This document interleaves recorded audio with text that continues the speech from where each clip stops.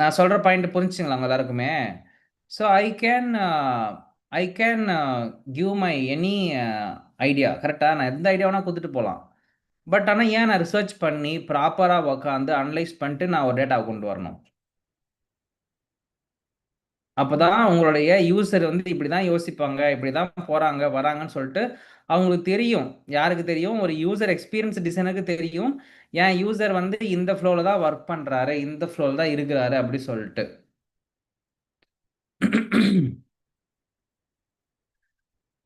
So அடுத்து வந்து பார்த்தீங்கன்னா ஒயர் ஃப்ரேமு. ஸோ அப்போ நம்மளுடைய இன்ஃபர்மேஷன் ஆர்கிடெக்சரு, இந்த யூசர் ஃப்ளோ, இவங்கெல்லாம் இல்லைன்னு வச்சுங்களேன், நம்மளுடைய யூசருக்கு எந்த மாதிரி ஒரு ஸ்க்ரீன் டிசைன் பண்ணி கொடுக்கணும்னு ஐடியாவே இருக்காது. The user flow document information architectures அது இருந்தால் மட்டும்தான் உங்களால் என்ன கிரியேட் பண்ண முடியும்? ஒரு ஒயர் ஃப்ரேம் கிரியேட் பண்ண முடியும். ஸோ அப்போ உங்க பார்த்தீங்கன்னா ஒன்றுத்துக்கு ஒன்று தொடர்பு இருக்கு. எதுக்கு? உங்களுடைய ஒவ்வொரு டேட்டாவை ஒவ்வொரு யூசர் எக்ஸ்பீரியன்ஸ் ப்ராசஸ்லையுமே கலெக்ட் பண்ணுற ஒவ்வொரு டேட்டாவுக்கு பின்னாடியும் என்ன இருக்குது? ஒரு ரிலேஷன்ஷிப் இருக்கு. இது இல்லைன்னா இது பண்ண முடியாது, இது இருந்தால் இது இல்லைன்னா இது பண்ண முடியாது, இது இல்லைன்னா இது பண்ண முடியாது. அப்போ you have to do multiple research, R and D, user persona எல்லாத்தையும் கண்டுபிடிச்சி உங்கள் ஜர்னி மேப்லேருந்து தான் என்ன ஆகுது? டாஸ்க் ஃப்ளோ கிரியேட் ஆகுது. உங்கள் ஜர்னிலேருந்து தான் கிரியேட் ஆகுது. தெரியுதுங்களா? ஸ்டெப்பு. இப்போ நான் ஜர்னி மேப் நான் நேற்று எடுத்திருந்தேன். என்ன எடுத்திருந்தேன்? ஒரு ஸ்டெப்பு, ஒரு விஷயத்தை முடிக்கிறதுக்கு, ஒரு கோலை முடிக்கிறதுக்கு யூசர் எடுத்துட்டு இருக்கிற ஸ்டெப் பை ஸ்டெப் ப்ராசஸ் தான் வந்து பார்த்தீங்கன்னா கஸ்டமர் ஜர்னி மேப் சொன்னேன். அப்போ இதே தானே வந்து யூசர் ஃப்ளோவும். தெரியுதா உங்களுக்கு? அப்போ யூசர் ஜர்னி மேப்னா அதில் 5 ஸ்டெப்பு போட்டு இதோ இருக்கு பாருங்க. இதில் எமோஷனை கேப்சர் பண்ணுவோம். அதுக்குள்ள நடக்கிற மல்டிபிள் ப்ராசஸை கொண்டு வரும். இது கொஞ்சம் எலாபரேட்டடான விஷயம். Customer journey map is elaborated one. எலாபரேட்டட்னா ரொம்ப தெளிவாக தெளிவாக ஒரே ஒரு ப்ராசஸ் மட்டும் எக்ஸ்பிளைன் பண்ணுவான். அப்போ இதுக்குள்ள மல்டிபிள் டிஃப்ரெண்ட் ப்ராசஸ் இருக்குது. அதாவது வடிவேலு ஒரு பாட்டில் சொல்லுவார்ல, சார் இந்த ஒரு சிக்கன் பீஸ்க்குள்ள 5 சிக்கன் இருக்குது சார் சொல்லுவாங்கல்ல, அந்த மாதிரி ஒரு ப்ராசஸ்க்குள்ள ஒரு விஷயத்த ஒரு பெரிய ப்ராசஸ் ஒரு பெரிய ஸ்டெப்புக்குள்ள பிரிச்சிங்கன்னா குட்டி குட்டி குட்டியாக நிறைய விஷயங்கள் கிடைக்கும். சொல்றது புரிஞ்சுதுங்களா உங்களுக்கு?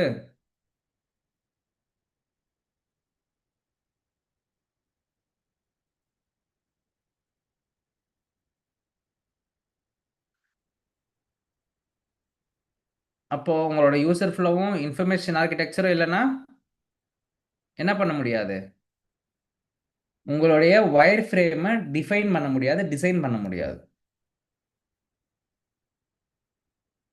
அப்படியா ப்ரோ? எஸ், அப்படிதான்.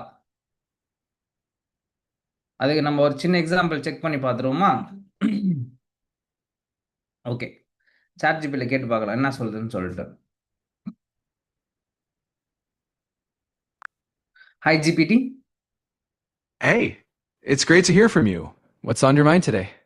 யா, so I just want to understand about user flow and information architecture.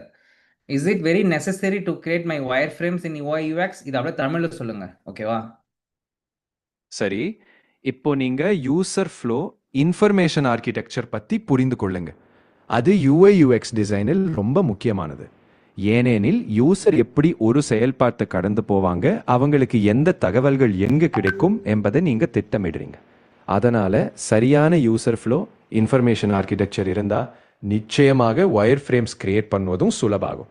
அதே நேரத்தில் ஒயர் ஃப்ரேம் சொல்றது நீங்க ஸ்ட்ரக்சரை விஷுவலைஸ் பண்ணி யூசர் எளிதில் நேவிகேட் பண்ற மாதிரி டிசைன் பண்ண உதவும். ஓகே, அப்போ வந்து பார்த்தீங்கன்னா user flow and information architecture இது ரொம்ப முக்கியம் தான் இல்லையா? இது இல்லாமல் என்னால் ஒயர் ஃப்ரேம் டிசைன் பண்ண முடியுமா? நீங்க ஒயர் ஃப்ரேம் வடிவமைக்கலாம், ஆனா யூசர் ஃப்ளோ இன்ஃபர்மேஷன் ஆர்கிடெக்சர் இல்லாமனா அது முழுமையாக இருக்கும்னு சொல்ல முடியாது. இந்த இரண்டு ஆஸ்பெக்ட்ஸும் யூசருக்கு சரியான பாதையை காட்டி தகவல்களை எளிதாக பெற உதவுது. இவைகளை முன்னாடி திட்டமிடினா ஒயர் ஃப்ரேம்ஸ் அதிகம் தெளிவாகவும் பயனுள்ளவாகவும் இருக்கும். அதனால இந்த அடித்தளங்களை போடுவது யூஐ யூஎக்ஸ் ப்ராசஸ்ல முக்கியம். ஓகே. ஸோ இப்போ நான் வந்து இந்த user flow and user information ஆர்கிடெக்சருக்கு எந்த இடத்துலேருந்து இந்த விஷயங்கள்லாம் நான் எடுத்துகிட்டு வந்து என்னுடைய இன்ஃபர்மேஷன் ஆர்கிடெக்சர் யூசர் ஃப்ளோவும் கிரியேட் பண்ணுவேன்? நீங்க இவைகளை உருவாக்க போறீங்கன்னா முதலில் பயனாளரை நன்றாக புரிந்து கொள்ளணும். அதாவது யூசர் ரீசர்ச் செய்யலாம், இன்டர்வியூ, சர்வே அல்லது ஒப்சர்வேஷன். அப்படிப்பட்ட தகவல்கள் மூலம் அவர்களின் தேவைகள், சவால்கள் மற்றும் நடைமுறையில் என்ன செய்கிறாங்க என்பதை தெரிந்து கொள்ளலாம். அடுத்தது அவர்களுடைய பயணம் ஜேர்னி எப்படி இருக்கும்னு மேப் பண்ணி எந்த தகவல்கள் எங்கே இருக்கணும் என்பதை கண்டுபிடிக்கணும். இதுக்கு பிறகு அந்த தகவல்களை ஒரு ஸ்ட்ரக்சராக இன்ஃபர்மேஷன் ஆர்கிடெக்சரா உருவாக்கலாம். இதெல்லாம் யூசர் சென்டர்ட் டிசைனுக்கு அடித்தரம். ஓகே. இப்போ வந்து பார்த்தீங்கன்னா, நான் வந்து யூசர் ரிசர்ச் மூலியமா, சர்வே மூலியமா, அப்சர்வேஷன் மூலியமா டேட்டா கொண்டு வந்துட்டேன். ஓகேங்களா? இப்போ அந்த டேட்டாவ எப்படி நான் கன்வெர்ட் பண்ணி என்னுடைய யூசர் ஜர்னியாவும், யூசர் ஃப்ளோவாவும், அப்புறம் என்னோட இன்ஃபர்மேஷன் ஆர்க்கிடெக்சராவும் நான் எப்படி மாத்தணும்? அதுக்கான வொர்க் ப்ராசஸ் கொஞ்சம் சொல்லுங்களேன். முதலில் நீங்க சேகரித்த டேட்டாவை நன்றாக அலசிக்கோங்க. முக்கியமான பாயிண்ட், பேட்டர்னு, பயனர் தேவைகள் எல்லாம் கண்டுபிடிங்க. அடுத்து பயனாளரின் முக்கிய செயல்பாடுகளை அடிப்படையாக வச்சு யூசர் ஜேர்னி உருவாக்குங்க. அவர்களின் ஆரம்ப நிலை முதல் இறுதி இலக்கு வரை எப்படி செல்வாங்க என்பதை ஒரு ஸ்டோரி மாதிரி வடிவமைக்கலாம். பிறகு அந்த பயணத்திலேயே எங்கே எவ்வளவு தகவல் தேவையோ அதை வச்சு இன்ஃபர்மேஷன் ஆர்கிடெக்சர் உருவாக்குங்க. இதுக்கு பிறகு அந்த பயணத்தை படிப்படியாக யூசர் ஃப்ளோ ஆக்கி அப்படியே யூஐ வயர் ஃப்ரேம்ஸ் வரை எடுத்து செல்லலாம். எல்லாம் ஒரு கட்டப்படியான ப்ராசஸ். ஓகே. ஸோ இப்போ நீங்க வந்து பார்த்தீங்கன்னா, ஒரு ப்ராப்பரான டேட்டா பண்ணுங்க, டேட்டா ரிசர்ச் பண்ணுங்க. அதுக்கப்புறம் வந்து பார்த்தீங்கன்னா, முக்கியமான பாயிண்ட்ஸ் எல்லாம் வந்து பார்த்தீங்கன்னா, நோட் பண்ணி எடுத்துட்டு வாங்கன்றீங்க. ஓகே. இது எனக்கு வந்து லிஸ்ட் பண்ணி, இதுக்கப்புறம் இதுதான் பண்ணணும்னு சொல்லிட்டு எக்ஸ்பிளைன் பண்ணுங்களேன். சரி, நேரடியாக எடுத்துக்கொள்ளக்கூடிய செயல்முறை இதோ. முதலில் பயனர் ரிசர்ச், சர்வே, இன்டர்வியூ அல்லது ஒப்சர்வேஷன் மூலம் டேட்டா சேகரிக்கவும். அடுத்து அந்த டேட்டாவில் முக்கியமான தேவைகள், சவால்கள் மற்றும் பயனர் நடவடிக்கைகளை பிரித்தெடுக்கவும். பிறகு அந்த தகவலை வச்சு பயனர் ஜேர்னியை ஒரு ஸ்டோரி மாதிரி வரைந்து பாருங்க. அடுத்ததாக அந்த பயணத்திலே எந்த தகவல் எங்கே இருக்கணும் என இன்ஃபர்மேஷன் ஆர்கிடெக்சர் உருவாக்கவும். மீண்டும் அந்த பயணத்தை படிப்படியாக யூசர் ஃப்ளோவாக அமைக்கவும். இறுதியாக அந்த ஃப்ளோ அடிப்படையில் வயர் ஃப்ரேம்ஸ் உருவாக்கி யூஐக்கு செல்லலாம். இதுதான் ஒரு தெளிவான கட்டமைப்பு. ஓகே. நன்றி சாட்ஜிபிடி. உண்மையிலேயே நீங்களே தானே எல்லாம் கட்டுப்படுத்தி கொண்டிருக்கீங்க. உங்களுக்கு இன்னும் ஏதாவது தெளிவுபடுத்தணும்னா எனி டைம் கேளுங்க. நல்லா இருக்குங்க. நல்லா இருக்குங்க சாட்ஜிபிடி கிட்ட கேட்கறதுக்கு. ஸோ நீங்க என்னைக்குனா சாட்ஜிபிடி எப்படி யூஸ் பண்ணியிருக்கீங்களா?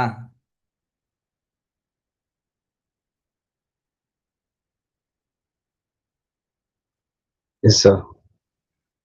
ஓகே. நீங்க இதுக்கப்புறம் உங்களுடைய யூஐ யூஎக்ஸ்க்கு இந்த மாதிரி யூஸ் பண்ண ட்ரை பண்ணுங்க. ஓகேவா?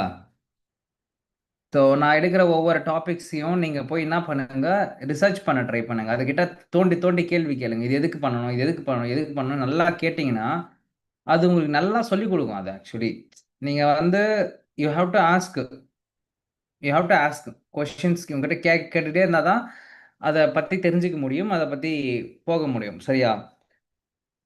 ஸோ யூசர் ஃப்ளோன்னு பார்த்தோம் நம்ம கரெக்டாக. ஸோ யூசர் ஃப்ளோ பார்த்தோம். அண்ட் தென் இன்ஃபர்மேஷன் ஆர்கிடெக்சர் பார்த்தோம். இது ரெண்டுமே ரொம்ப முக்கியம்னு பார்த்தோம். ஸோ யூசர் ஃப்ளோ என்னுடைய யூசர் என்ன டாஸ்க்லாம் பண்ணுறாங்கன்றத பற்றி புரிஞ்சுக்கிறதுக்கு யூஸ்ஃபுல்லாக இருக்கும். என்னோட இன்ஃபர்மேஷன் ஆர்கிடெக்சர் வந்து பார்த்தீங்கன்னா, என் டேட்டாஸ் என் ஆப்புக்குள்ளே எங்கே எங்கே என்னென்ன மாதிரியான விஷயங்கள்லாம் வைக்கணும், இன்ஃபர்மேஷன்ஸ் வைக்கணுன்றத உதவி பண்ணுறதுக்காக எனக்கு வந்து இருக்கிறது தான் வந்து பார்த்தீங்கன்னா யூசர் இன்ஃபர்மேஷன் ஆர்கிடெக்சர், இல்லை யூஎக்ஸ் இன்ஃபர்மேஷன் ஆர்கிடெக்சர் சொல்லுவோம். இது மூலிமா நம்மளுக்கு மாடியூல்ஸ் தெரியும். டிசைன் வைஸ் நம்ம பார்க்கும்போது மாடியூல்ஸ்னா என்னென்னா, அந்த டைட்டில் இருக்குது பாருங்கள், இமேஜ், வீடியோ, ஷாப்பிங்கு, ஷார்ட் வீடியோன்னு இருக்குல்ல, இதெல்லாம் வந்து இந்த கண்டென்ட் இல்லை. அந்த கண்டென்ட்டை லிஸ்ட் பண்ணுறதுக்கு எனக்கு உதவிகரமாக இருக்கும். எப்போ எது வைக்கலாம், எப்போ எது பண்ணலாம் அப்படி சொல்லிட்டு I can define that. I can define what is my next thing, what is my like என்ன சொல்கிறது, ஒவ்வொரு டாபிக்ஸையும் I can able to list it down and I can able to understand. இப்போ வந்து பார்த்தீங்கன்னா ஹோமு, அபவுட் அஸ், சப்ஜெக்ட், இந்த மாதிரிலாம் வந்து வெப்சைட்டில் பண்ணுவாங்க. அதுக்கு பேர் வந்து பார்த்தீங்கன்னா லைக் சைட் மேப்னு சொல்லுவோம். இங்கே இருக்குது பார்த்தீங்களா, இதுக்கு பேர் வந்து பார்த்தீங்கன்னா கம்ப்ளீட்லி இட்ஸ் ஒரு அப்ளிகேஷனுக்குள்ள இருக்கிறது. அப்ளிகேஷனுக்குள்ள பல ஸ்கிரீன்ஸ் இருக்கும். ஒரு ஒரு ஃப்ளோவுக்குள்ளே பல ஸ்கிரீன்ஸ் இருக்கும், பல மெத்தட்ஸ் இருக்கும். அப்போ நீங்கள் இங்கே புரிஞ்சுக்க வேண்டியது என்னன்னா, you have to understand the hierarchy sequence, அதுக்குள்ளே இருக்கிற மெட்ரிக்ஸ், இது எல்லாத்தையும் நீங்கள் புரிஞ்சுக்கணும். அதே மாதிரி லேபிளிங் ப்ராப்பரான விதத்தில் டைட்டில் கொடுத்துருப்பாங்க. ஓகேங்களா? அதுக்கப்புறம் நேவிகேஷன் சிஸ்டம்னா என்ன, கிளிக் பண்ணி அடுத்து போகிறதுக்கான வழிமுறை எனக்கு தெரியும். சர்ச் எப்படி நீங்கள் சர்ச் பண்ணி உள்ளே போகலான்றது தெரியும். ஸோ இப்போ பாருங்கள், ஒரு ஒரு இன்ஃபர்மேஷன் ஆர்கிடெக்சரை பண்ணுறதுக்கு 8 பிரின்சிபல்ஸ் இருக்குது அப்படின்றாங்க. என்னென்ன பிரின்சிபல் அப்படின்னு பார்த்தீங்கன்னா, லைக் பிரின்சிபல் ஆஃப் ஆப்ஜெக்ட்ஸ் அப்படின்னா, treat a content living thing with a life cycle and attributes. For example, keep the content fresh, regularly update blogs and new informations. அதாவது ஆப்ஜெக்ட்ஸ்னால் ஒன்றும் இல்லை, உங்களுடைய அந்த பர்டிகுலர் கண்டென்ட் இருக்குல்ல, அது கண்டென்ட்டாக இருக்கலாம். அப்படி இல்லைன்னா வந்து பார்த்தீங்கன்னா, ஏதோ ஒரு விஷயம் நீங்கள் கொடுக்குறீங்கன்னா அது ரொம்ப ஃப்ரெஷ்ஷாகவும் ரெகுலராக அப்டேட் ஆகிற விதத்தில் இருக்கிறோன்னு சொல்கிறாங்க. சரிங்களா? அதுக்கப்புறம் வந்து பார்த்தீங்கன்னா, சாய்ஸஸ்ஸு, டிஸ்க்ளோஷரு, எக்ஸாம்பிளரு, ஓகேங்களா, front door, principle of multiple classifications, principle focus navigations. Okay, there was a multiple type of principles where people are following for information architecture. நான் நேற்று உங்களுக்கு இந்த எக்ஸாம்பிள் அனுப்பியிருப்பேன், நீங்கள் பார்த்துருப்பீங்கன்னு நினைக்கிறேன். கரெக்டாக யாரெல்லாம் இதை பார்த்தீங்க?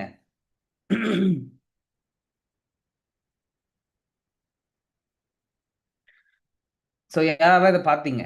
நான் நான் கொடுத்த அந்த அந்த இதை வந்து லைக் என்ன சொல்கிறது, லைக் அந்த லிங்க்கை வந்து யாரெல்லாம் ஓப்பன் பண்ணி பார்த்தீங்க, யாரெல்லாம் ஓப்பன் பண்ணி பார்க்கல?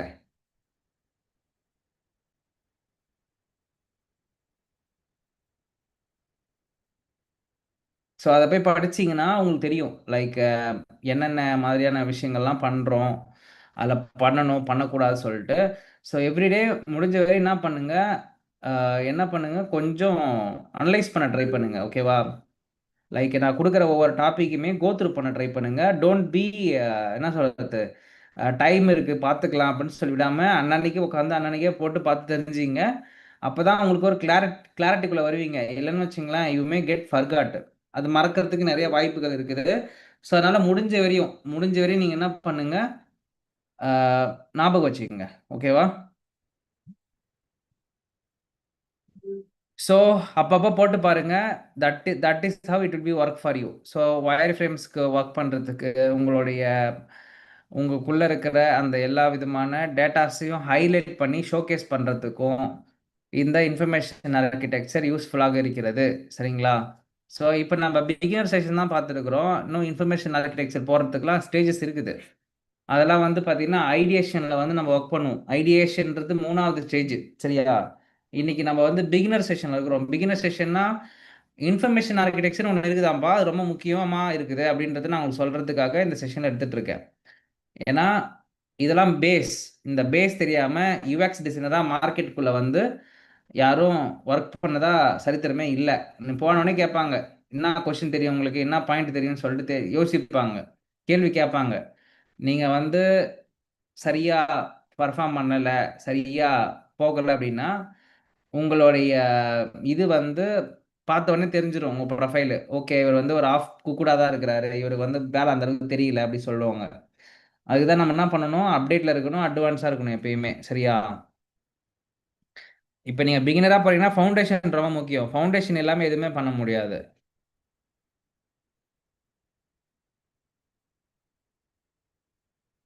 Okay, and then wire frames. Okay, wire ஃப்ரேம்ஸ்னால் என்ன தெரியுமா? இதான் ஃபஸ்ட்டு டெலிவரபிள். நம்மளோட டிசைனராக நம்ம பண்ணுற அந்த டெவலப்மெண்ட் டீமுக்கு கொடுக்க போகிற எல்லா ஸ்டேக் ஹோல்டர் கொடுக்க போகிற முதல் டிசைன் டெலிவரபிள். இதுக்கு முன்னாடி ஒர்க் பண்ணது எல்லாம் நீங்கள் ரிசர்ச் பண்ண டேட்டா, நீங்களே அனலைஸ் பண்ணது, நீங்களே உங்களுடைய அனலைஸ் பண்ணி நீங்களே உங்களை அண்டர்ஸ்டாண்ட் பண்ணிக்கிட்டு you are working for the process. அதாவது உங்களுக்குள்ளே நீங்கள் அந்த ரிசர்ச் பண்ணி டேட்டாவை கலெக்ட் பண்ணுறதுக்கு அந்த விஷயம் இப்படி பண்ணலாமா, இந்த விஷயம் இப்படி பண்ணலாம்னு உங்களுக்குள்ளே டிஸ்கஷன் பண்ணிட்டு இருந்தீங்க இவ்வளோ நாள். அதாவது டிசைன் டீமுக்குள்ளவே நடந்தது. அப்புறம் உங்களோட ஸ்டேக் ஹோல்டர் கூட நடக்கும். அப்புறம் போய் சொல்லுவீங்க, இந்த மாதிரிலாம் நாங்கள் ரிசர்ச் பண்ணோம், இந்த டேட்டாவெல்லாம் கலெக்ட் பண்ணிட்டு வந்திருக்கோம்னு சொல்லிட்டு. அப்புறம் இந்த டேட்டாலாம் கலெக்ட் பண்ணதுக்கப்புறம் என்ன தேவைப்படுது அப்படின்னா ஒயர் ஃப்ரேம், அதாவது ப்ரோட்டோடைப் தேவைப்படுது. ப்ரோட்டோடைப்னா என் டிசைன் வந்து இப்படி தான் நான் பண்ண போகிறேன், இப்படி தான் இருக்கும், இப்படி இருந்தால் தான் நல்லது அப்படின்னு சொல்லிட்டு நீங்கள் என்ன பண்ண போகிறீங்க, ஒரு டிசைன் சாம்பிள் கொடுக்க போகிறீங்க. இந்த இதுதான் ஃபர்ஸ்ட் டெலிவரபிள் நம்மளோட யூஎக்ஸ் டிசைனருடைய அந்த அந்த ஒர்க் லைஃப்பில். இப்போ நீங்கள் போனோடனே என்ன சொல்லுவாங்க, இப்போ இருக்கிற எல்லா கம்பெனிலுமே ஒயர் ஃப்ரேம் தான் ஃபர்ஸ்ட் டெலிவரபிள் கேட்பாங்க. பட் ஆனால் ஃபர்ஸ்ட் டெலிவரபிள் ஒயர் ஃப்ரேம் கிடையவே கிடையாது. நீங்கள் யூசரை பற்றியும் பர்சோனா பற்றியும் ஜர்னி பற்றி யூசர் ஃப்ளோ பற்றிலாம் அண்டர்ஸ்டாண்ட் பண்ணதுக்கு அப்புறம் தான் ஒரு பெட்டரான ஒயர் ஃப்ரேமை டிசைன் பண்ண முடியும். இல்லைன்னா உங்களால் டிசைன் பண்ண முடியாது. சொல்றது புரிஞ்சுதுங்களா? So it's very very must you have to prepare your wire frames பக்கா. ஸோ அப்போ பக்கா ஒயர் ஃப்ரேம்ஸுக்கு you have to get the பக்கா டேட்டா. டேட்டா இல்லாமல் உங்களால் என்ன பண்ண முடியாது, ஒயர் ஃப்ரேம் போட முடியாது. End of the day it's ஏதோ ஒரு அசம்ஷனில் தான் நீங்கள் ஒர்க் பண்ணுவீங்க. அசம்ஷன் என்னதுப்பா, அதாவது டேட்டா என்னன்னே தெரியாது, ஆனால் நீங்கள் என்ன பண்ணியிருப்பீங்க, ஒரு டிசைன்ஸ் கிரியேட் பண்ணி வச்சுருப்பீங்க. That is a wrong factor, actually wrong thing, சரியா? ஸோ அப்போ நீங்கள் புரிஞ்சிக்க வேண்டிய விஷயம் என்ன அப்படின்னு பார்த்தீங்கன்னா, ஒயர் ஃப்ரேமுக்கு ரொம்ப முக்கியம் டேட்டா. அப்போது எல்லாத்துக்கும் முன்னாடியிலேருந்தே அந்த research, research, user persona, journey map, என்னுடைய எம்பத்தி மேப்பு, அதுக்கப்புறம் வந்து பார்த்தீங்கன்னா அதுக்கான லைக் இப்போ பார்த்தோமே user information architecture, user flow, journey map, இந்த மாதிரி எல்லா ப்ராசஸும் பண்ணது எதுக்காக அப்படின்னா என்னோட ஒயர் ஃப்ரேமை டிசைன் பண்ணுறதுக்காக தான். ஏன்னா என்னுடைய எண்டு கோல் என்ன அப்படின்னு பார்த்தீங்கன்னா, என்னுடைய யூசருக்கு பெஸ்ட் எக்ஸ்பீரியன்ஸ் நான் கொடுக்கணும். அப்போ அந்த பெஸ்ட் எக்ஸ்பீரியன்ஸை நான் டிசைன் பண்ணி கொடுக்கணும். அந்த டிசைன் பண்ணுறவே தான் இந்த ஒயர் ஃப்ரேமிங் ஸ்கெட்சிங் சொல்லுவாங்க. ஸோ ஒயர் ஃப்ரேம்ன்றது basically 3 type of wire frames இருக்குது, ஓகேவா? 3 வகையான ஒயர் ஃப்ரேம்ஸ் இருக்குது, நோட் பண்ணிக்கோங்க கைஸ், ஓகேவா? ஒயர் ஃப்ரேமில் 3 டைப்ஸ் ஆஃப் ஒயர் ஃப்ரேம்ஸ் இருக்கு.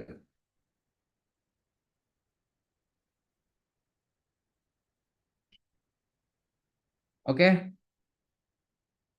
ஸோ ஃபர்ஸ்ட் ஒன் வந்து பார்த்தீங்கன்னா பேப்பர் பென்சிலில் வரைஞ்ச மாதிரி இருக்கும். இதுக்கு பேர் வந்து பார்த்தீங்கன்னா லோ ஃபெலிட்டி டிசைன் சொல்லுவாங்க. லோ ஃபெலிட்டினா நீங்கள் ஃபஸ்ட்டு உங்களோட டைரி அண்ட் பென்னு இப்போ வச்சுருக்கீங்கல்ல, உங்களோட பென்னு, அந்த பென்னில் நீங்களே கையில் ஒன்று வரைஞ்சி பார்ப்பீங்க. இந்த மாதிரி ஒரு மெனு வச்சுக்கலாம், இந்த மாதிரி மேலே வந்து நேவிகேஷன் பார் வச்சுக்கலாம், பேனர் வச்சுக்கலாம், ஃபோட்டோ வச்சுக்கலாம், இந்த மாதிரி பிளாக் போடலாம்னு சொல்லிட்டு நீங்களே என்ன பண்ணுவீங்க, இந்த மாதிரி பேனா பென்சிலை வச்சு வரைஞ்சி பார்க்கறதுக்கு பேர் வந்து பார்த்தீங்கன்னா லோ ஃபை, அப்படி இல்லைன்னா பேப்பர் ப்ரோட்டோடைப்பிங் சொல்லுவாங்க. இதுதான் ஃபஸ்ட்டு தேவைப்படுறது. ஏன்னா நீங்கள் டைம் வேஸ்ட் பண்ண மாட்டீங்க இங்கே.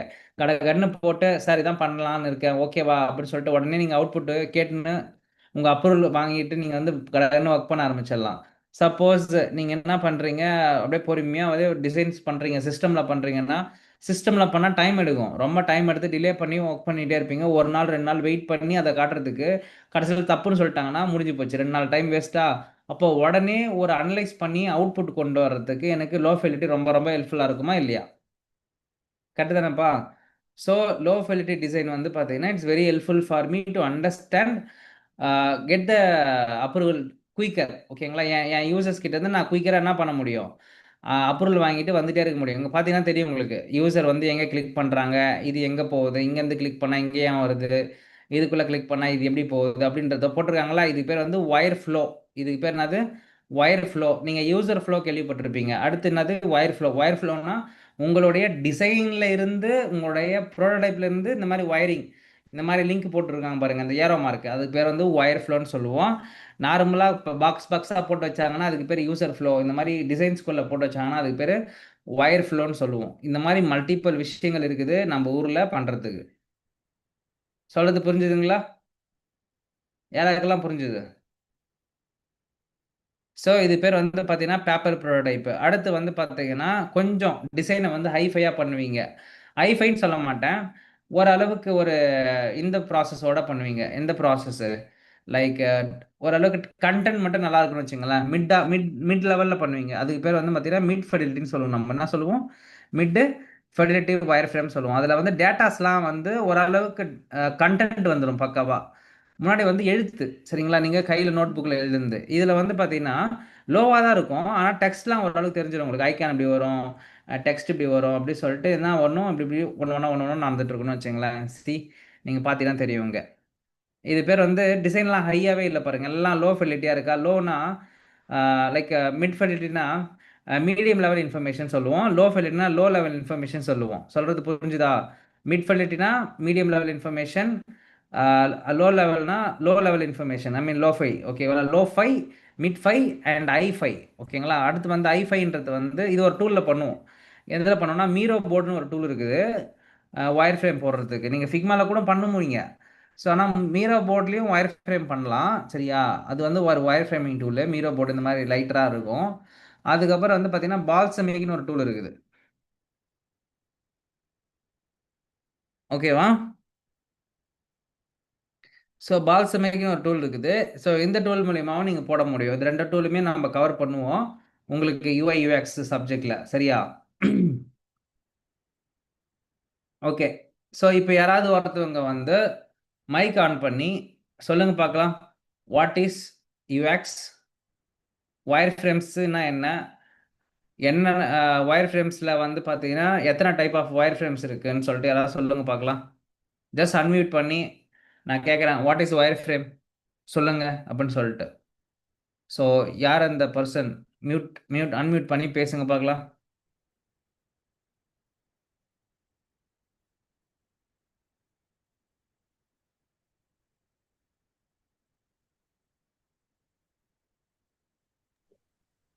ஹலோ எஸ் எஸ் தினேஷ் சொல்லுங்க. சார், ஒயர் ஃப்ரேம்னா UI first interface deliverable. Yes இதுல வந்து three type of wire frame இருக்கு. Yes low, mid, high. Low fidelity, mid fidelity, high fidelity. Yeah. Low வந்து பேப்பர்ல பண்றது. ம். மிட் வந்து கிரே அவுட்லெட்ல பண்றது. யா, கிரே கலரில் பண்ணலாம். கிரே கலர்ல பண்ணலாம். மீடியம் லெவலில் இன்ஃபர்மேஷன்ஸ் இருக்கும், அதாவது ஐகான் வரும், இந்த மாதிரி விஷுவல்லாம் உங்களுக்கு பார்த்தீங்கன்னா தெரிந்து பாருங்க ஆ, டீட்டெயில். இந்த டெக்ஸ்ட்லாம் தெரியுதுங்களா? இதெல்லாம் வந்து மீடியம் லெவல் இன்ஃபர்மேஷன். இது கூட இல்லாமல் தானே நீங்கள் ஃபர்ஸ்ட் பேப்பரில் போட்டது லோ. ரொம்ப ரொம்ப ஆமா கிரிக்குதுன்னு வச்சுங்க அதில். கரெக்டா? ஆமாங்க. இங்கே டெக்ஸ்ட்லாம் எழுதி வச்சிருக்கீங்க பாருங்க, என்ன வரப்போகுது ஏது வரப்போகுதுன்னு கிளியராக எழுதி வச்சிருக்கீங்களா? நான் காப்பி பண்ணி ஈஸியாக போட்டுப்பேன் டிசைனில், அடுத்த லெவல் டிசைனில். பட் ஆனால் சரி, பேப்பரில் இருந்தால் என்னால் போட முடியுமா? முடியாது. ஸோ அதுதான் விஷயம். அடுத்து சொல்லுங்க. ஹை வந்து ஃபுல் டிசைன் கலர்ல. எஸ், எஸ் சார், எஸ் அதாவது sir. Final output of the layout இப்படி தான் இருக்கும் என் ஃபைனல் அவுட்புட்டு அப்படின்றதுக்கு பேர் வந்து என்னுடைய ஃபைனல் ஹைஃபை மார்க்அப். சரியா? அந்த ஐஃபை டிசைன் அப்படின்னு சொல்லுவோம். அந்த ஐஃபை டிசைனுடைய ஸ்டாட்டிக் டிசைன். அது ஸ்டாட்டிக்னா இப்படி டிசைன் பண்ணி வச்சிருப்பீங்க அவ்வளோதான். இந்த மாதிரி இருக்கும் டிசைனு. சொல்கிறது புரிஞ்சுதுங்களா? So low five, mid five and finally hi fi இந்த மாதிரி வந்து உட்காந்துருக்கும். சரிங்களா? இப்போ இந்த இதில் வேற யாருக்காவது டவுட்ஸ் இருக்கா கைஸ்? உங்களுக்கு யாராவது டவுட் இருக்கா? கௌதம், கிளியராக இருக்குன்னா கிளியர் போட்டுருங்க. இங்கே கமெண்ட் இதில் வந்து சேட்டில் வந்து போடுங்க. கிளியராக இருக்குன்னா கிளியரு, ஏதாவது டவுட்ஸ் இருந்தாலும் டவுட்டு.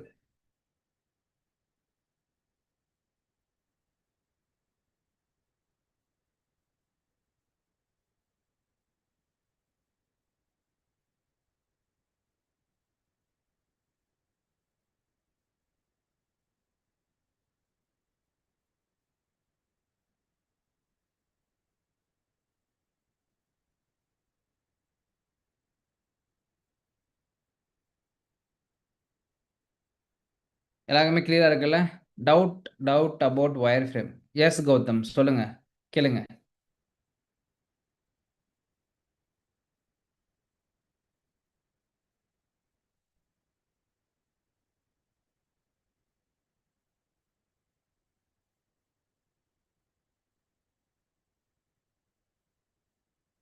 சொல்லுங்க கௌதம், உங்களுக்கு டவுட் என்ன?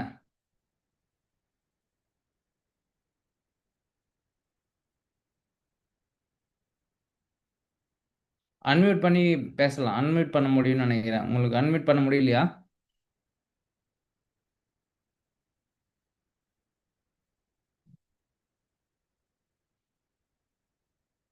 ஆக்சுவலி எனக்கு அதை பத்தி லைக் ஒரு ஜஸ்ட் ஒரு அண்டர்ஸ்டாண்டிங் தெரியும்.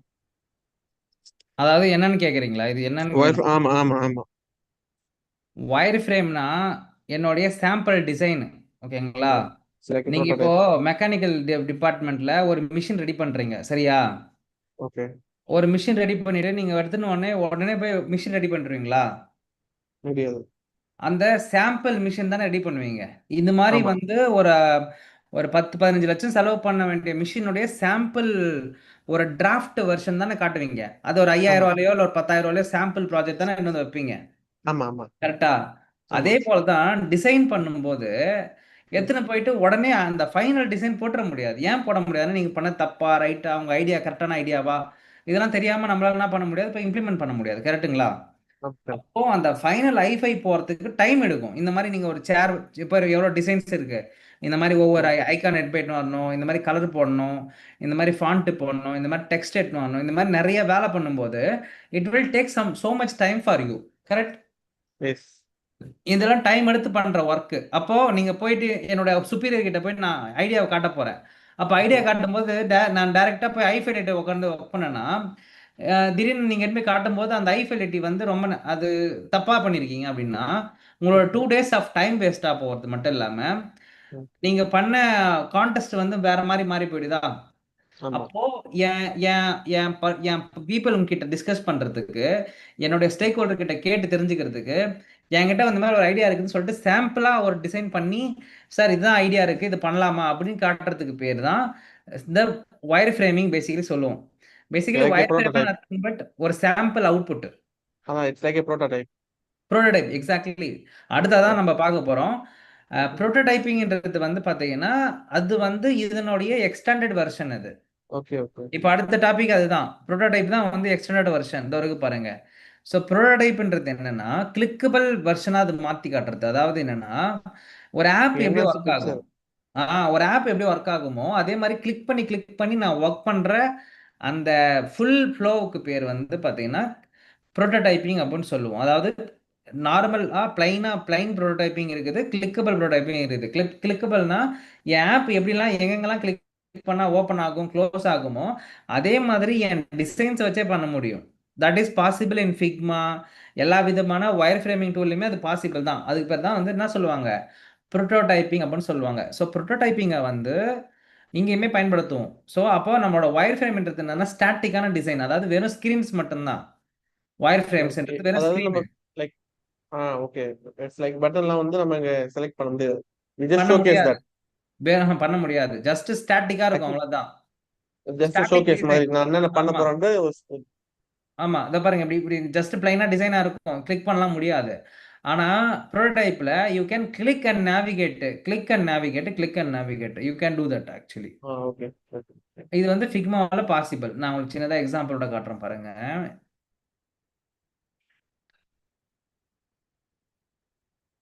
இப்போ அங்க பாக்குறீங்கல்ல, இது வந்து ப்ரோட்டோடைப் இங்க இருக்கிறது. ஓகே சரியா? இங்க இது வந்து ஓகே. ப்ரோட்டோடைப். என்னால என்ன பண்ண முடியும், கிளிக் பண்ணியே பார்க்க கிளிக்கபிள். முடியும். சி ஓகே இப்போ அதுவே நான் டிசைனா காட்டுறேன், நான் பண்ண டிசைனை காட்டுறேன் உங்களுக்கு. அதை பார்த்தீங்கன்னா உங்களுக்கு வந்து வெறும் டிசைன்ஸ் மட்டும்தான் அது. இங்க பார்த்தீங்கன்னா தெரியும் உங்களுக்கு. இது வந்து ஐஃபிலிட்டி ஒயர் ஃப்ரேம். இப்போ நான் காட்ட போறது வந்து பார்த்தீங்கன்னா ஐஃபிலிட்டி ஒயர் ஃப்ரேம். ஒயர் இப்போ ஃப்ரேம். நான் காட்ட போறது எஸ் ஜஸ்ட் அ டிசைன், அவ்வளவுதான். ஒரு ஸ்டாட்டிக்கான டிசைன் இது.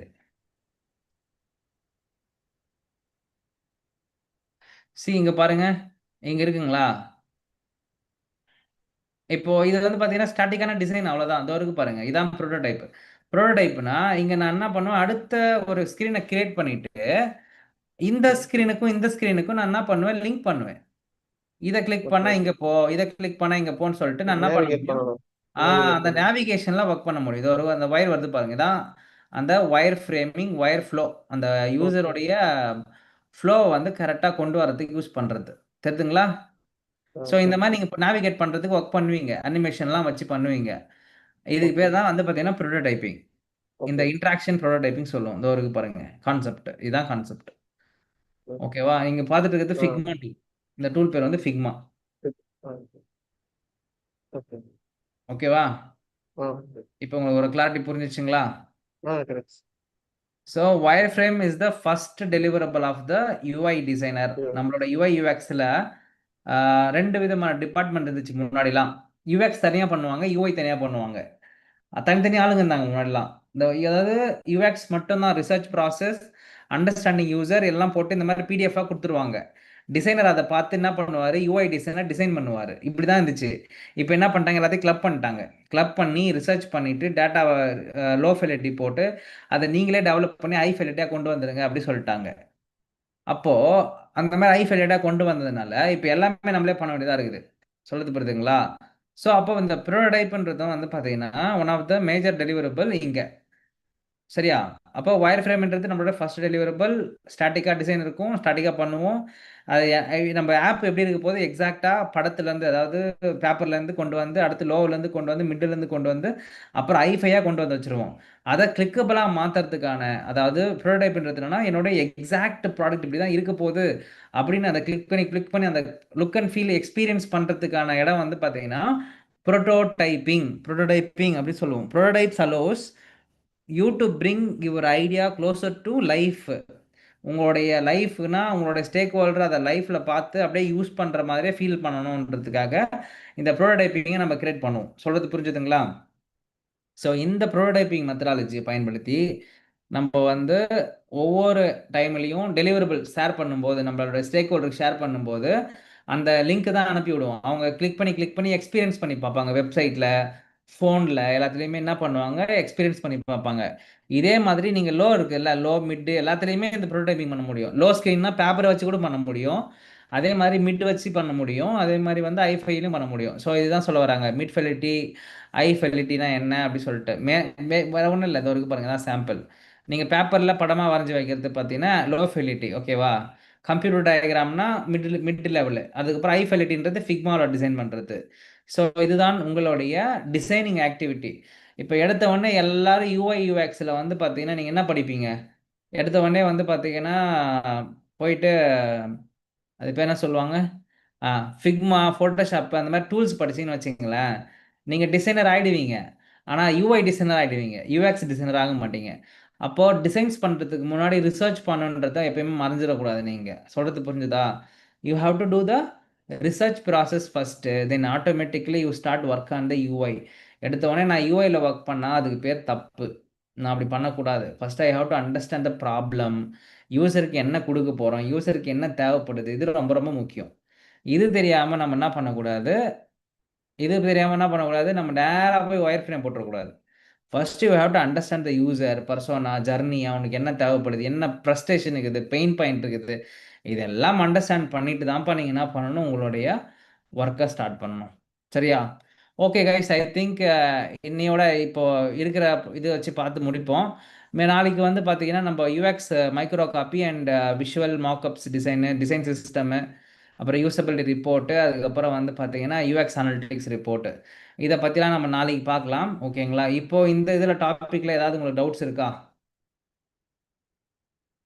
கைஸ்? உங்களுக்கு ஏதாவது டவுட்ஸ் இருக்கா? இது எல்லாமே ஒரு பிகினராக இதெல்லாம் தெரியாமல் நீங்கள் யூஐ யூஎக்ஸ் டிசைன்லாம் என்டர் ஆகக்கூடாதுன்றதுக்காக நான் உங்களுக்கு சொல்லிட்டு இருக்கேன். சார் எனக்கு ஒரு டவுட் இருக்கு. சொல்லுங்க. எஸ். இப்போ நம்ம ஒயர் ஃப்ரேம் வந்து இப்போ நான் ரியல் ப்ராஜெக்ட்ல ஒர்க் பண்ணும்போது ஹை மட்டும்தான் கிளைண்ட் கிட்ட காப்போமா இல்லை லோவும் நம்ம கிளைண்ட் கிட்ட காட்டுவோமா? ஆக்சுவலி கிளைண்ட்ன்றவங்க வந்து பார்த்தீங்கன்னா ரெண்டு விதமாக இருப்பாங்க. ஒருத்தவங்க வந்து பார்த்தீங்கன்னா உங்களோட பிஎம். சரியா? ஓகே. பிஎம்னா product manager and product owner. அவங்க கிட்ட தான் நீங்கள் அப்ரூவல் வாங்கணும். உங்களோட டிசைனை காட்டி அப்ரூவல் வாங்கணும். இது வந்து ப்ராடக்ட் பேஸ் கம்பெனியில் ஒர்க் பண்ணீங்கன்னா. அதுவே நீங்கள் வந்து ஒரு சர்வீஸ் பேஸ் கம்பெனியில் ஒர்க் பண்ணீங்கன்னா நீங்கள் பண்ணுறது தான் ப்ராஜெக்ட். உங்கள் ப்ராஜெக்ட் மேனேஜர் உங்கள் டெவலப்பர் ஓகே சொல்லிட்டாங்கன்னா முடிஞ்சிச்சு, அவ்வளோதான். அவங்க கொடுக்குறது தான் அவுட்புட். அங்கே சில டைம்ல வந்து கிளைண்ட்னா வெளியில இருந்தே வருவாங்க பார்க்கறதுக்கு, அவங்க கிட்ட காட்டலாம். பட் அவங்களுக்கு எதுக்கு லோ ஃபெலிட்டி எல்லாம்? உங்க டீம் தெரிஞ்சா போதும், உங்களோட மீடியம் லெவல் பீப்புள் தெரிஞ்சா போதும். நீங்க ரொம்ப அதிகமா காட்டணும்னு அவசியம் இல்லை. உங்களுடைய இன்டர்னல் டீம் கூட டிஸ்கஸ் பண்றதுக்கு wire frame is enough. But ஆனா ஓகே. ஃபைனலா ஒருத்தவங்க அப்ரூவல் கொடுக்க போறாங்க அப்படின்னா அவங்க கிட்ட நீங்க என்ன பண்ணணும், you have to get the you know showcase the final output. இப்போ இந்த அந்த அவுட்புட்டை காமிச்சு தான் இப்போ நம்ம லோல இருந்து மீடியம் போகணும், மீடியம்ல இருந்து ஹை போகணும். ஆமா. இப்போ நீங்க சில கம்பெனில வந்து பாத்தீங்கன்னா கேட்பாங்க, இப்போ என்ன ப்ராக்ரஸ்ல இருக்குது அப்படின்னு கேட்பாங்க. நாங்க இப்பதான் வந்து பாத்தீங்கன்னா ரிசர்ச் முடிச்சோம், நாங்க பேசிக் லோ ஃபெலிட்டி டிசைன் ஸ்டார்ட் பண்றோம், இல்ல லோ ஃபை டிசைன் இல்ல ஒயர் ஃப்ரேம்ஸ் போட போறோம் அப்படின்னு சொல்லி ஸ்டார்ட் பண்ணுவாங்க. ஒயர் ஃப்ரேம் ஸ்ட்ரக்சர் எதுக்குன்னா ஒரு அன்கிளாரிட்டியா இல்லாத ஒரு ஆப்பா இருந்துச்சுன்னா அதை கிளாரிட்டியோட கொண்டு வர்றதுக்கு ஒயர் ஃப்ரேமை இதுல இருந்து போடுவாங்க. அதாவது நான் சொல்றது ஸ்கிராச்ல இருந்து போடுவாங்க. சப்போஸ் ஏற்கனவே பண்ண ஆப் ஒரு சின்ன பட்டன் மட்டும் ஆட் பண்ணோம்னா அது ரொம்ப பெரிய ஒயர் ஃப்ரேம்லாம் போட தேவையில்லை. சொல்றது புரிஞ்சுதுங்களா? புரியுது. அதாவது ஒரு பெரிய ஸ்க்ரீன்ல ஒரே ஒரு குட்டி சேஞ்ச் பண்றதுக்கு பிரச்சனை கிடையாது. ஒரு ஸ்க்ரீனே ஃபுல்லா மாத்துறீங்க அப்படின்னா ஒயர் ஃப்ரேம் போட்டு தான் ஆகணும். கரெக்டா? ஏன்னா ஓகே. புதுசா கட்டுறீங்க. இப்ப என்ன ஒரு ஒரு சின்ன பெயிண்ட் அடிக்கிறீங்களா இல்ல மாத்துறீங்களா அப்படிலாம் கிடையாது. Your change the complete activity complete ஃப்ளோனா அப்போ ஒயர் ஃப்ரேம் போட்டு தான் ஆகணும். So wire frame is required model தான், கண்டிப்பா தேவைப்படுது. ஒயர் ஃப்ரேம் காட்டினா தான் உங்க யூசருக்கு ஒரு ஐடியா கிடைக்கும். ஓகே இந்த ஃப்ளோ ஒர்க் அவுட் ஆகும் அப்படின்னு சொல்லிட்டு அவங்க அப்ரூவல் கொடுக்கணும் உங்களுக்கு டிசைன் பண்றதுக்கு. Okay sir. You cannot just go and show the high fidelity. என்னப்பா டிசைன்ல தப்பு, இது இல்லை இது இல்லை இது வரல அது வரலன்னுவாங்க. முன்னாடியே ஒரு லோ ஃபைலிட்டி ஒயர் ஃப்ரேமை போட்டு ஐயா இதுதான் வந்திருக்குது இதுதான் கரெக்டா இதில் ஏதாவது தேவைப்படுதா அப்படின்னு நீங்கள் கேட்டிங்கன்னா அவங்க உங்களுக்கு என்ன சொல்லுவாங்க, இது வந்து கரெக்டாக இருக்குது இது தான் தப்பாக இருக்குது அப்படின்னு சொல்லிட்டு they will give their suggestion. ஓகேவா? Okay sir. ஓகே கைஸ், வேற ஏதாவது டவுட்டு?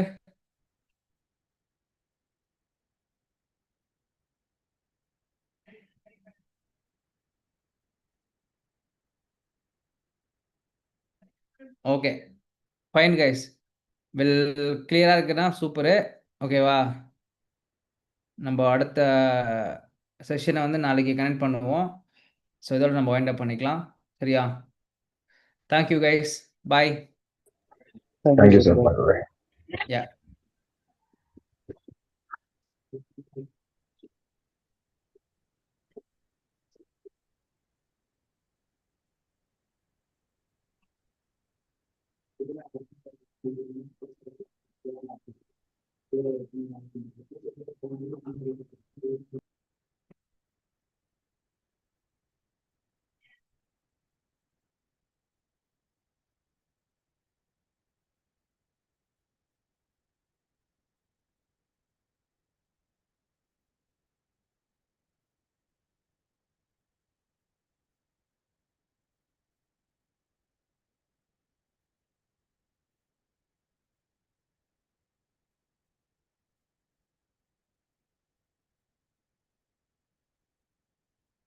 ஹாய் கைஸ், நீங்கள் பார்த்துட்டு இருக்கீங்கன்னா சப்ஸ்கிரைப் பண்ணுங்கள் நம்ம சேனலை. ஸோ யூஐ யூஎக்ஸ் படிக்கணும்னு நினச்சிங்கன்னா என்னோட ப்ரோக்ராமில் ஜாயின் பண்ணி படிங்க. லைவ் கிளாஸஸ் தான் போயிட்டுருக்கு. 6 மந்த்து நீங்கள் படிச்சீங்கன்னா கண்டிப்பாக யூஐ யூஎக்ஸ் டிசைனர் ஆகிடுவீங்க ஃபார் ஷோரு. சரியா? ஸோ ப்ரோ எனக்கு எப்படியாவது வந்து நான் யூஐ யூஎக்ஸ் டிசைனர் ஆகணும் இல்லை ஒரு வேலைக்கு போகணும் அப்படின்னு நினச்சிங்கன்னா கண்டிப்பாக you can join this program.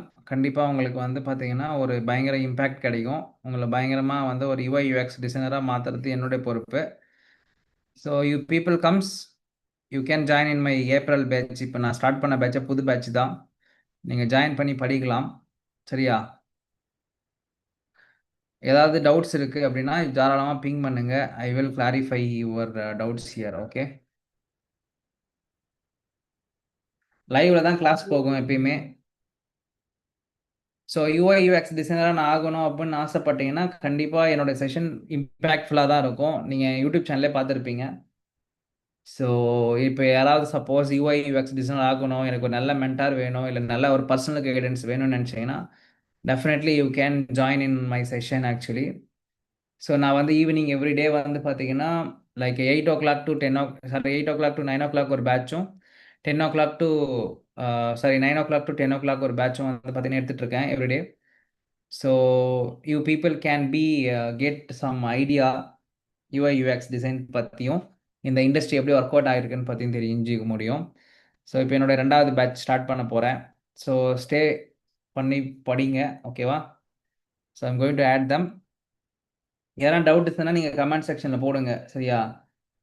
If people have any doubts here, it's not just a program. இது completely AI plus UI UX ஃபவுண்டேஷன்லேருந்து ஸ்டார்டிங்லேருந்து நீங்கள் படிக்கிற மாதிரி தான் இருக்கும். ஓகேவா?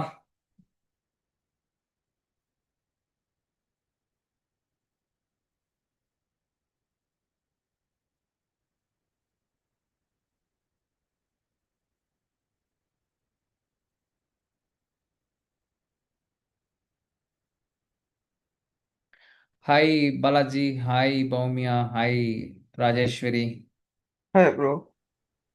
ஹாய். கொஞ்சம் வெயிட் பண்ணுங்க, பீப்புளெலாம் ஜாயின் பண்ணிட்டு இருக்காங்க.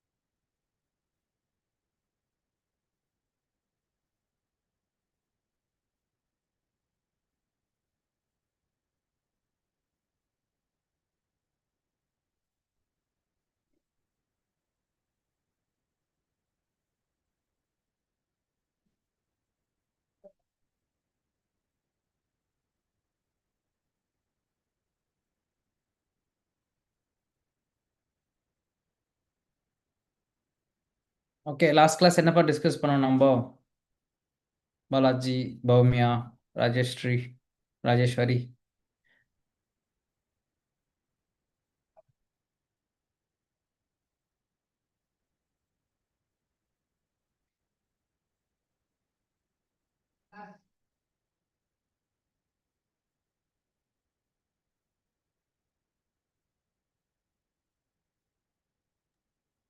யூசர் பர்சனை பற்றி போகிறேன். ஓகே, வேற யூசர் பர்சோனா. யூஸ்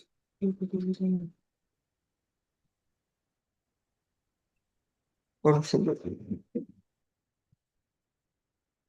ஓகே, வேற வேற என்ன பார்த்தோம்?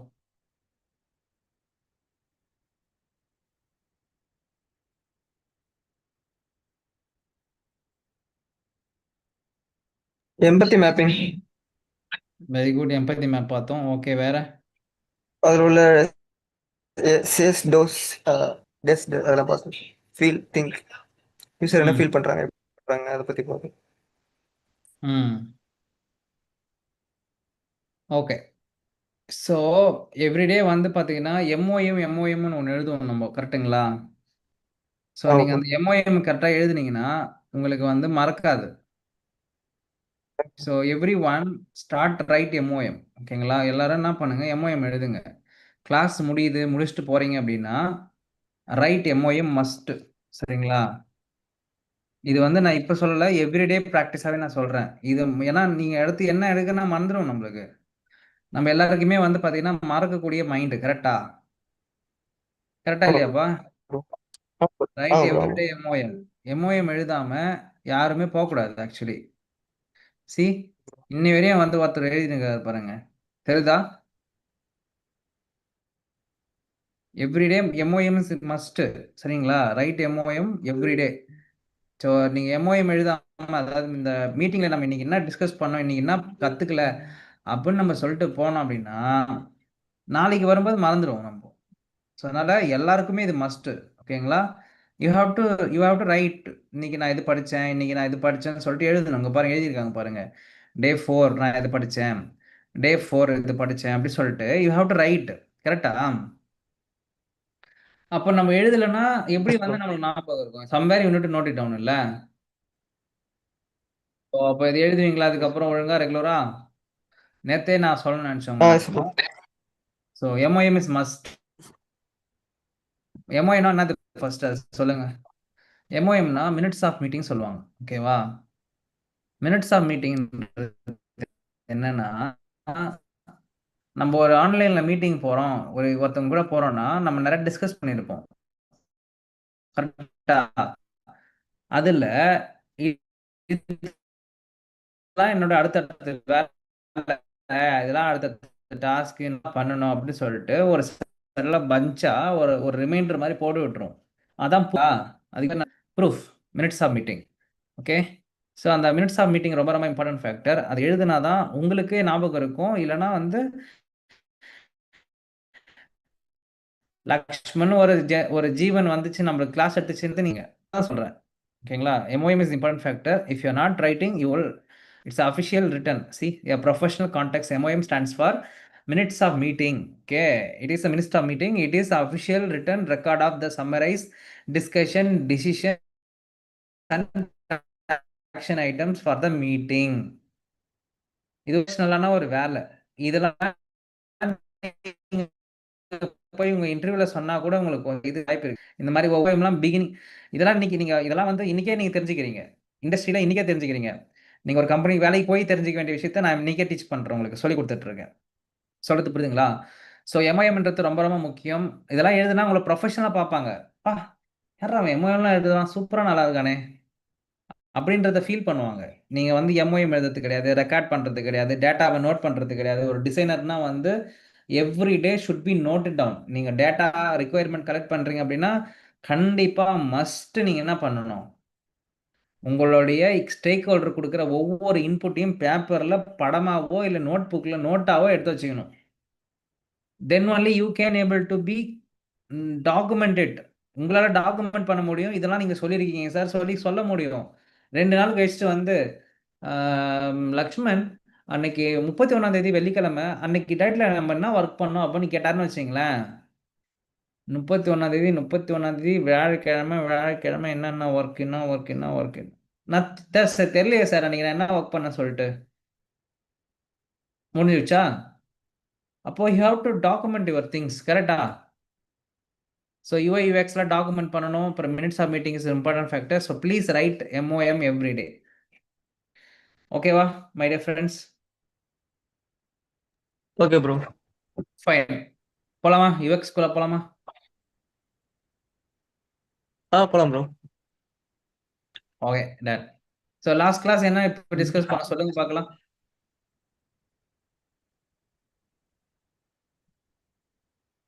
டார்க் யூஎக்ஸ் பற்றி பார்த்தோம்.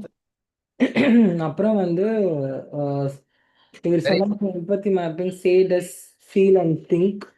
அப்புறம் கொஞ்சம் டூல்ஸ் பார்த்தோம் UX. Very good very good very good. நம்ம வந்து பார்த்தீங்கன்னா டார்க் யூஎக்ஸ் பற்றி பார்த்துருந்தோம் நேற்று. Correct, very good.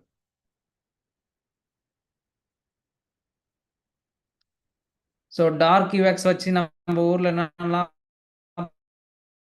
இருக்கிற பார்த்தோம், கரெக்டா? நம்ம ஊர்ல மட்டும் இல்ல, எல்லா யூஎக்ஸ்லயும் அந்த யூஸ் பண்ணி only 2 items left, only 3 items left, இந்த மாதிரிலாம் சொல்லி பொருள் வாங்க வைக்கிறது, பொருளை வாங்குறாங்க. ஸோ இந்த மாதிரி விஷயங்கள்லாம் பார்த்தோம்ல. இப்போ நம்ம என்ன இப்போ அடுத்த டிஃபைன் ஸ்டேஜுக்குள்ள இருக்கிறோம் நம்ம.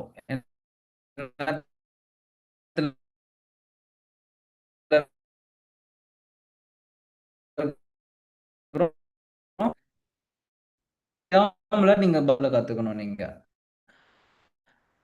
டிசைன் திங்கிங் ப்ராசஸ்ன்றது என்னன்னா sir,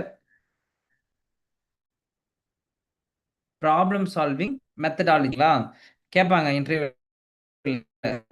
what and all the design process you will use for your UX project இல்லை UX product design அப்படின்னு கேட்டாங்கன்னா நீங்க பதில் சொல்லணும். என்ன சொல்லுவீங்க நீங்க? சார் என்னுடைய டிசைன் திங்கிங் ப்ராசஸ் தான் சார் நான் பயன்படுத்துகிறேன். அதில் வந்து ரிசர்ச் ஃபர்ஸ்ட் பண்ணுவோம் sir, understand the user target audience and define பண்ணுவோம் sir. Define the problem statement sir அப்படின்னு நான் சொல்லணும், சொல்லி புரிய வைக்கணும். That is what my aim. கரெக்டா? கரெக்டா கைஸ்? மறந்துட்டீங்களா? ஸோ அப்போ டிசைன் திங்கிங் ப்ராசஸில் செகண்ட் ஸ்டேஜ் பார்த்துட்டு இருக்கிறோம். That is define. Okay, define தான் நம்ம ஏற்கனவே ரிசர்ச் மூலயமா கண்டுபிடிச்ச நிறைய விதமான டேட்டாஸ் இருக்குது நம்ம கிட்ட. அந்த டேட்டாஸ் எல்லாத்தையும் தரம் பிரிக்கிறோம், பிரிச்சு எடுக்கிறோம். பிரிச்சு நம்ம பர்சோனா கொண்டு வரோம், அதை பத்தி மேப்பா கொண்டு வரோம், அதுக்கப்புறம் மேப்ல இருந்து டேட்டாவே பண்றோம். பர்சோனா பண்ற இடம் தான் என்னது, இந்த டிஃபைனிங் பேஸ். அப்போ நம்ம பர்சோனா இருக்குது. பர்சோனால நம்ம என்னென்ன பார்க்குறோம்? பர்சோனால பயோகிராஃபி, டெமோகிராஃபி, எத்தனோகிராஃபி, இந்த மாதிரி மல்டிபிள் விதமான டேட்டாஸை நம்ம என்ன பார்க்குறோம். கரெக்டுங்களா கைஸ்? Yes bro. கரெக்டா இல்லையா? Yes bro. Okay fine. Yes. So அடுத்து வந்து பார்த்தீங்கன்னா எம்பத்தி மேப்பு. ஸோ எம்பத்தி மேப்லேருந்து நம்ம என்ன டேட்டா கொண்டு வரோம்? எம்பத்தி மேப்பில் யூசரோட ஆட்டிடியூடு, பிஹேவியரு, அண்ட் தென் வந்து பார்த்தீங்கன்னா அவங்களுடைய லைக் என்ன சொல்கிறது, எமோஷ்னல்ஸு, ஃபீலிங்ஸு, அவங்களோட ஃபியரு, இந்த மாதிரியான விஷயங்கள்லாம் கொண்டு வரணும்னு சொல்லி பார்த்தோம். ஸோ எம்பத்தி மேப்போடைய ஸ்ட்ரக்சர் வந்து இப்படி தான் இருக்கும். சே, திங்க்கு, டஸ்ஸு, ஃபீலுன்னு சொல்லிட்டு. சேஸ் அப்படின்றது என்ன அப்படின்னு பார்த்தீங்கன்னா, இட்ஸ் கம்ப்ளீட்லி யூசருடைய கான்ஃபிடென்ட் லெவல் அதிகமாக இருக்கிற விஷயத்தில் வந்து they will say out loud, ரொம்ப லவுடாகவும் அவுட்டாகவும் பேசுவாங்க. பிகாஸ் கான்ஃபிடென்ட் இருக்குது, அவன் பேசுகிறான்ற மாதிரி அவனுக்கு தெரிஞ்ச விஷயத்தை எல்லாத்தையுமே சொல்லுவான். கரெக்டாக திங்க் பண்ணுறதுனா அவனுக்கு தெரியாத விஷயத்தை பற்றி யோசித்து உங்ககிட்ட சொல்லுவான். They think much and they will talk about that. ஃபீல்ன்றது என்னென்னா அவனோட emotion, fear, happy, super, excitement, unhappy, sad, இந்த மாதிரியான மல்டிபிள் ஃபீலிங்ஸ் இருக்குல்ல, அந்த ஃபீலிங்ஸ் எல்லாம் அதுக்குள்ளே வந்துடும். அதுக்கப்புறம் வந்து பார்த்தீங்கன்னா டஸ்ன்னா என்னென்னா அவன் செய்கிற செயல்பாடுகள். ஓகேங்களா? அதாவது இப்போ நான் லாஸ்ட்டாக உங்ககிட்ட சொல்லியிருந்தேன், யூஐ யூஎக்ஸ் டிசைன் ப்ராசஸ்க்கு நீங்கள் எத்தனையோ விதமான இன்ஸ்டியூட்லாம் போய் பார்த்துருப்பீங்க. So finally you concluded with Lakshman சொல்லிட்டு நான் சொன்னேன் இல்லையா? என்னென்னா நீங்கள் நிறைய பேரோடைய ஜர்னி பார்த்துருப்பீங்க, ப்ராசஸ் பார்த்துருப்பீங்க, கம்பேர் பண்ணியிருப்பீங்க, ப்ரைஸிங் பார்த்துருப்பீங்க, எல்லாம் பார்த்துருப்பீங்க. பார்த்துட்டு finally you end up with Lakshman's session அப்படின்னா, அப்போ இவ்வளோ ப்ராசஸ் நீங்கள் பண்ண இடத்துலையுமே நான் இருப்பேன். அதாவது நீங்கள் போய் கம்பேரிசன் பண்ணீங்கன்னா அங்கே நான் இருப்பேன். ஆன்லைனில் தனியாக நான் அங்கே இருப்பேன். ரிவ்யூஸ் போடணுமா நான் ரிவ்யூஸ் வச்சுருப்பேன். அப்போது இது எல்லாமே ஃபேக்டர்ஸ் ஃபார் டிசிஷன் மேக்கிங். இப்போ புரிஞ்சுக்கணும் நீங்கள், இந்த இடத்துல யூசர் எடுக்கிற எல்லா முயற்சிக்கும் பின்னாடியும் நான் உங்களை என்ன பண்ணுவேன், அந்த இடத்துல நான் ஒரு ஆளை போட்டு வச்சுருவேன். அந்த வடிவேல் சொல்லுவான் பாருங்க ஒரு படத்தில், இது இவன் போகிற ரூட்டில் எல்லாத்துலேயும் ஆளை போடுறான், அப்போ தான் நம்ம கிட்ட அவங்க வந்து பொருளை வாங்க முடியுன்ற மாதிரி சொல்லுவான், பார்த்துருக்கீங்களா? அந்த மாதிரி நீங்கள் எங்கெங்கெல்லாம் போகிறீங்களோ அங்கங்கெல்லாம் என்னுடைய விளம்பர பலகையை நான் வச்சிருவேன். அதான் உங்களுடைய நீங்கள் எல்லாருமே என்ன எங்கேருந்து பார்த்தீங்க? இன்ஸ்டாகிராமில் பார்த்துருப்பீங்க, யூடியூப்பில் பார்த்துருப்பீங்க, லிங்க்டின்ல பார்த்துருப்பீங்க. நீங்கள் போகும் இடமெல்லாம் நான் வருவேன்ற மாதிரி நான் பின்னாடியே வந்து வந்து நான் ஷோகேஸ் பண்ணிகிட்டே இருக்கிறேன். கரெக்டா? என்னப்பா நீங்கள் எங்கெல்லாம் பார்த்தீங்க என்ன சொல்லுங்கள் பார்க்கலாம். ஸோ பிரியா நீங்கள் எங்கே பார்த்தீங்க? Instagram. Very good, Instagram. Balaji நீங்க? யூடியூப்ல ப்ரோ. யூடியூப்ல. குணவதி நீங்க?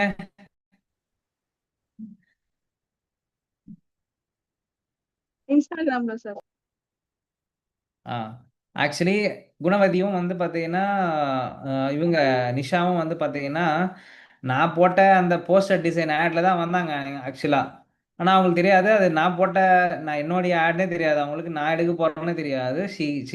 ஷி ஜாயின் இந்த பெங்களூர் கம்பெனி. அப்புறம் நான் அப்புறம் 2 நாள் கழிச்சதுக்கப்புறம் தெரியுது, சார் நீங்கள் தான் இதில் மென்டாராக இருக்கீங்களான்னு சொல்லிட்டு.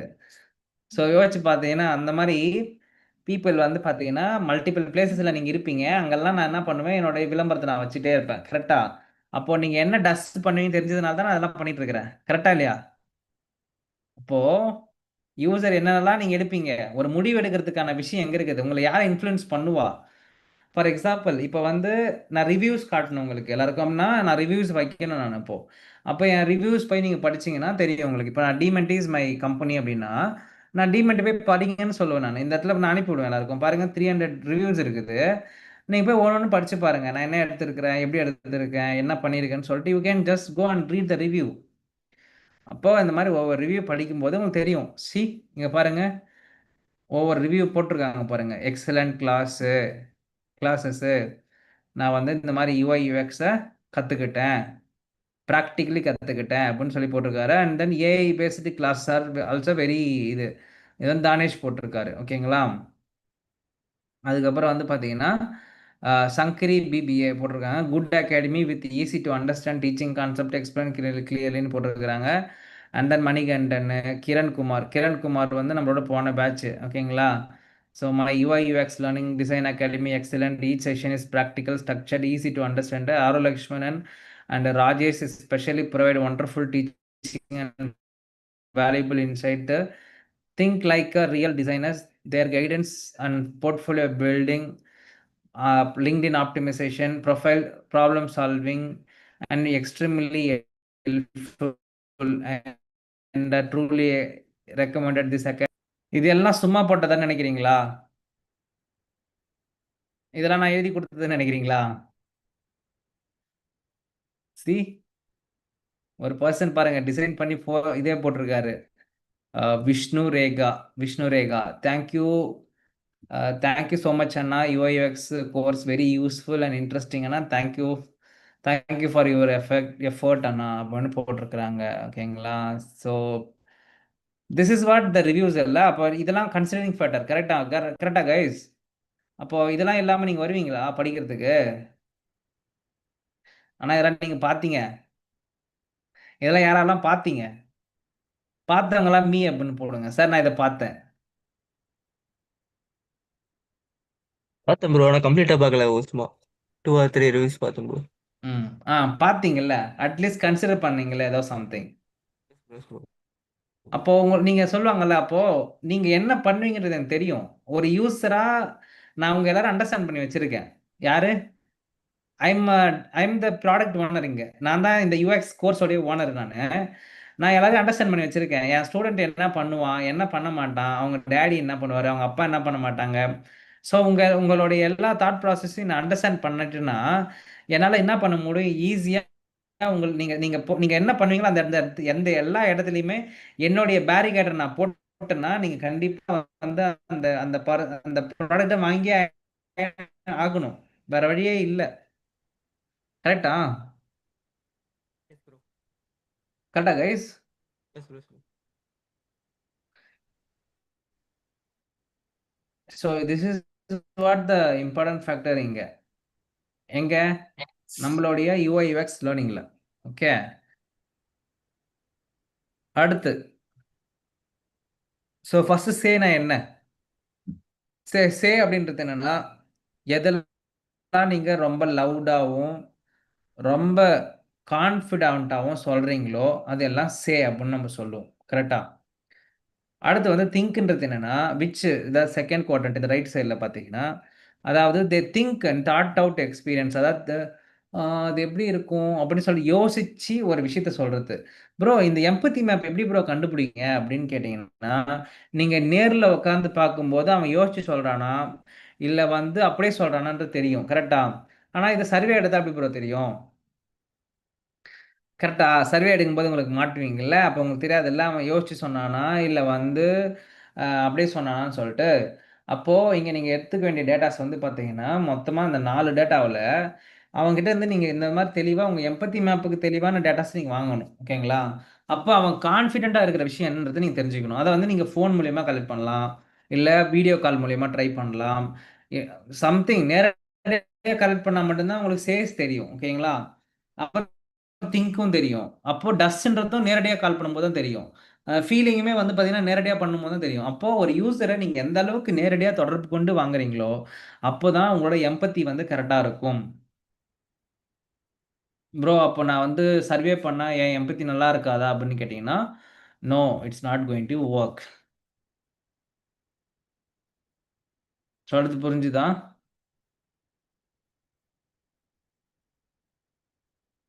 யாரெல்லாம் எஸ் ப்ரோ. புரிஞ்சுது, யாரெல்லாம் புரியுது ப்ரோ. வெறும் ஸோ திங்க் அப்படின்றது தாட் அவுட், நம்மளோட மைண்டில் யோசிக்கிறது. சரியா? அப்புறம் டஸ்ன்னா என்னன்னா, the user what action they will take. அதாவது நீங்கள் எங்கெங்கெல்லாம் என்னென்ன மாதிரியான விஷயங்கள்லாம் எடுப்பியோ அது எல்லாத்தையும் உங்களுக்கு நான் தாட் அவுட்டாக சொல்கிறதுக்கு பேர் தாட், சாரி, டஸ். ஓகேவா? அதாவது எங்கெல்லாம் என்னென்ன பண்ணுவியோ அது எல்லாத்தையும் புரிஞ்சுக்கிறதுக்கு பேர் வந்து டஸ்ஸு அப்படின்னு சொல்லுவேன் நான். அதுக்கு அடுத்து வந்து பார்த்தீங்கன்னா என்னுடைய ஃபீலிங்னா எதுக்கெல்லாம் நீங்கள் ஒரி பண்ணுவீங்க, எதுக்கெல்லாம் எக்ஸைட் ஆவீங்க, எதுக்கெல்லாம் வந்து ரொம்ப ஹாப்பியாக ஃபீல் பண்ணுவீங்க, இந்த ப்ராசஸ் எல்லாத்தையும் அண்டர்ஸ்டாண்ட் பண்ணிக்கிறதுக்கு கம்ஸ் எதுக்குள்ளே வரும்? ஃபீலிங்ஸ்குள்ளே வரும். ஓகேவா? ஸோ எனக்கு ஃபீலிங்ஸ் வச்சு என்னோட ஃப்ரஸ்ட்ரேஷனை முடிவு பண்ண முடியும். இப்போ பார்த்தீங்கன்னா இங்கே பாருங்களேன், ஒரு எம்பத்தி மேம் சாம்பிளாக கொடுத்துருக்காங்க பாருங்கள். பையிங் ஏ டிவி. ஓகேங்களா? அதாவது ஒரு டிவி வாங்குறதுக்கு ஒரு எம்பத்தி மேப் போட்டிருக்கிறாங்க பாருங்கள். ஸோ இது வந்து சேல் இருக்கிறது. இங்கே பாருங்கள், I was expecting something different, what you think, where should I start, what brand do you like, what size is best, I want something reliable. இந்த மாதிரி கொஷினிங் பேட்டர்னில் கேட்டிருக்கிறாங்க எல்லாத்தையுமே. அது எல்லாமே சேஸ் அப்படின்னு சொல்லலாம் நம்ம. அதே மாதிரி இந்த இடத்துல திங்கிங்கில் பாருங்களேன், do they think I am stupid, why is why is this so hard, ரொம்ப ஏன் கஷ்டமாக இருக்குது, what else I am missing, wasting too much time. Maybe this is not the best. Too many acronyms. What is best for me அப்படின்ற அந்த எல்லா விஷயங்களையும் வைக்கிறதுக்கு பேர் வந்து பார்த்தீங்கன்னா திங்ஸ்ன்னு நம்ம சொல்லலாம். அடுத்து வந்து பார்த்தீங்கன்னா டஸ்ன்றதுல பாருங்களேன், அதாவது வெப்சைட்டில் போய் செக் பண்ணுறது, அப்புறம் வந்து இந்த கம்பேரிசன் பண்ணி பார்க்குறது, அப்புறமேட்டு வந்து ஸ்மாலாக ஏதாவது ஒரு ஐடியா பண்ணி வச்சு உள்ள போய்க்கலாம் அப்படின்னு சொல்லிட்டு இந்த டிவி வாங்கலாம்னு யோசிக்கிறது, மோரா ரிசர்ச் பண்ணுறது, வெப்சைட்டில் போட்டு பார்க்கறது, லிங்க்டின்ல போட்டு பார்க்கறது, யூடியூப்ல போட்டு பார்க்கறது, இந்த மாதிரி மல்டிபிள் பிளாட்ஃபார்மில் போய் ரிவ்யூ படித்து பார்க்கறது அந்த மாதிரி. அப்புறமேட்டு வந்து பார்த்தீங்கன்னா கம்பேர்ஸ் த ப்ராடக்ட், மற்றவங்களுக்கும் நம்மளுக்கு என்ன வித்தியாசம் இருக்குன்றதை கம்பேர் பண்ணுறது. அப்புறம் போஸ்ட்பான் பிக் டிசிஷன்ஸ், அதாவது பெரிய அமௌண்ட்டாக இருந்துச்சுன்னா இப்போ வேணாம் அப்புறமேட்டு பார்த்துக்கலாம்னு சொல்லிட்டு முடிவு பண்ணி தூக்கி ஓரமாக வைக்கிறது. அப்புறம் அப்சர்வ்ஸ் இன் ஸ்டோர்ஸ், ஓகேங்களா. அதுக்கப்புறம் ஆஸ்க் ஃப்ரெண்ட்ஸு, இது எல்லாமே வந்து இதோடைய ப்ராக்ரஸ் வச்சுங்களேன், சரியா. And then feelings, okay, overwhelmed, fear, அப்புறமேட்டு எக்ஸைட்டடு, ஆங்ஷியஸ்ஸு, ஓகேங்களா. அன்ஷுவர் ஹூ டு ட்ரஸ்ட்டு, அதாவது யாரை நம்புறதுனே தெரில தாசனான்ற மாதிரி இருக்கிறது. So this all comes under empathy mapping of இந்த இது பையிங் டிவியில் வர்றது. ஸோ இதில் யாருக்காவது டவுட்ஸ் இருக்கா? ஸோ இது நீங்கள் பண்ணி பார்க்கும்போது தான் உங்களுக்கு ஐடியா கிடைக்கும். சரிங்களா. அதாவது நீங்கள் யோசித்து பார்க்கும்போது பண்ணி பார்க்கும்போது தான் you may get the reality check. இங்கே தான் உங்களுக்கு ரியாலிட்டி புரியும், ரியாலிட்டி தெரியும், சரியா. ஸோ இப்போ யாராவது ஒருத்தவங்க சொல்லுங்க பார்க்கலாம், what is empathy map, what is journey map, சரி what is empathy map and what is user persona. யாராவது ஒருத்தவங்க அன்மியூட் பண்ணி சொல்லுங்க பார்க்கலாம்.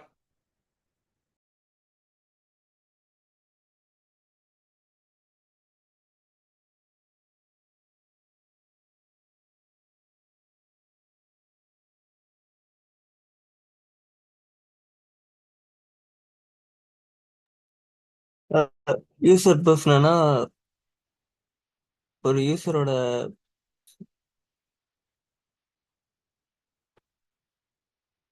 ஒரு யூசரோட பெயின் பாயிண்ட்ஸ், அவங்களோட ப்ரெஸ்டிவேஷன், அவங்களோட நெகட்டிவ் பாசிட்டிவ் எல்லா டேட்டா கலெக்ட் பண்ணுறேன் sir. Okay with also with அவங்களோட பேசிக் பயோ டேட்டா ஆல்சோ. ஓகே, வேற யாருக்காவது ஏதாவது idea? What is user persona வேற யாராவது எனக்கு சொல்ல முடியுமா? சார் யூசர் பர்சனா வந்து நம்ம நம்ம யூசர் யாரு அப்படின்றது வந்து நம்ம யூசர் பர்சனா நம்ம பார்க்கலாம். எம்பதி மேப்ன்றது வந்து அந்த யூசர் வந்து என்ன ஃபீல் பண்றாங்க அப்படிங்கிறது வந்து நம்ம எம்பதி மேப்ல வந்து தெரிஞ்சுக்கணும். ஓகே,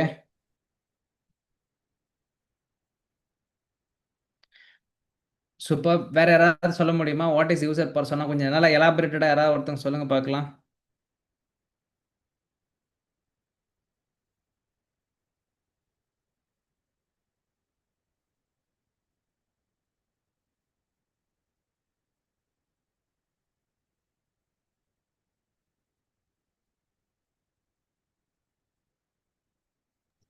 எம்பத்தி மேப் வந்து ஸ்டோரி ஆஃப் த கஸ்டமர்ஸோட, அவன் அவன் அந்த ஒரு ப்ராடக்டை வாங்குறதுக்கு what are all the action items that is taking including his thoughts and feelings, emotions involve ஆயிட்டு, அதுதான் எம்பத்தி மேப்.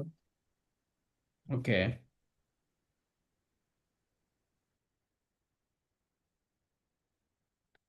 இன்னும் யாராவது, நானும் எதிர்பார்க்கறது அது இன்னும் வரல, கொஞ்சம் யாராவது சொல்ல முடியுமா? அந்த டேர்மோட கேட்குறேன் நான். Maybe it's a story or a journey of a customer. User persona is a document, first of all. Okay. It's a fictional character which is assumed or which is useful to understand our target audience.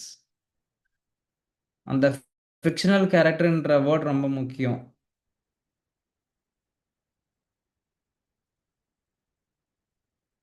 ஓகேவா?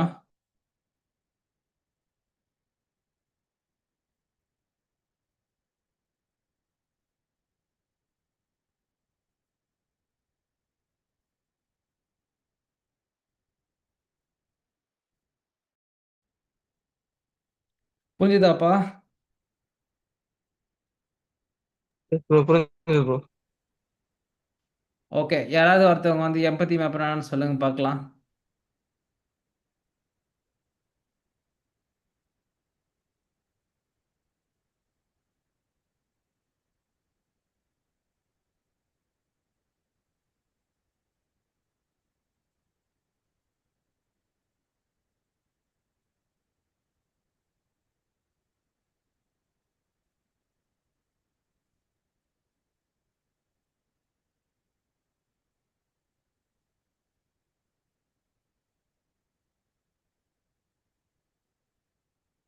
எம்பத்தி மேப்புங்கிறது design thinking sir.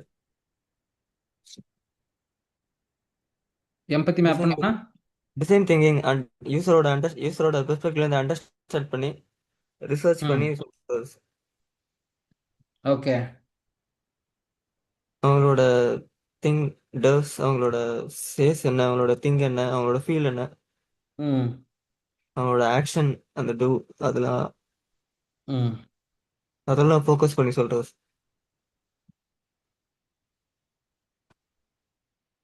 Okay. Understand the user needs. Ah okay. அதாவது 2 வார்த்தை. எம்பத்தி மேப்னு வரும்போது 2 வார்த்தை நீங்கள் மனசில் வச்சுக்கிட்டா போதும். ஓகே. ஒன்று வந்து பார்த்தீங்கன்னா யூஸரோட பிஹேவியர் அண்ட் அவங்களோட ஆட்டிடியூடு.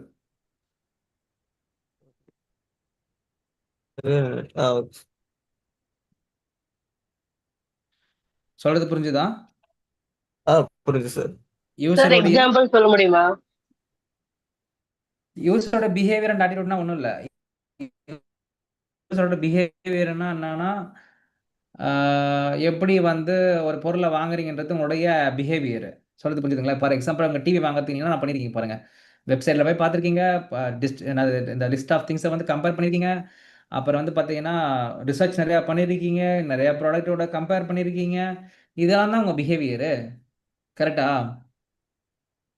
அப்போ it is visualising tool for the யூசரோடைய இது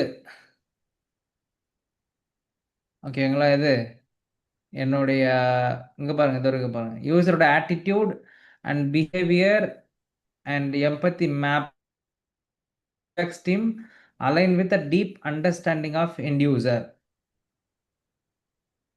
ஓகே. பிஹேவியர்ஸ்னா என் யூசர் எப்படிலாம் திங்க் பண்ணுவான், எப்படிலாம் அப்படின்றத பற்றி அண்டர்ஸ்டாண்ட் பண்ணுறது, அவன் என்னெல்லாம் பண்ணுவான்றது. ஓகேவா? ஆட்டிடியூட் அப்படின்றது என்னன்னா இட்ஸ் பேசிக்கலி உங்களுடைய பேட்டர்ன் ஆஃப் திங்கிங் ப்ராசஸ். ஓகேங்களா? Pattern of thinking process.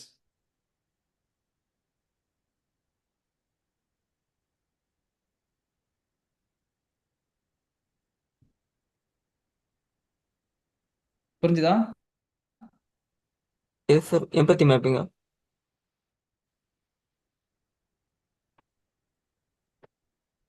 Okay fine. வேற யாருக்காவது டவுட்ஸ் இருக்கா எம்பத்தி மேப்ல? சரி, ஒரு சின்ன வீடியோ பார்க்கலாமா? Yes bro. பார்க்கலாம் சார். எம்பத்தி மேப்னு சொல்லிட்டு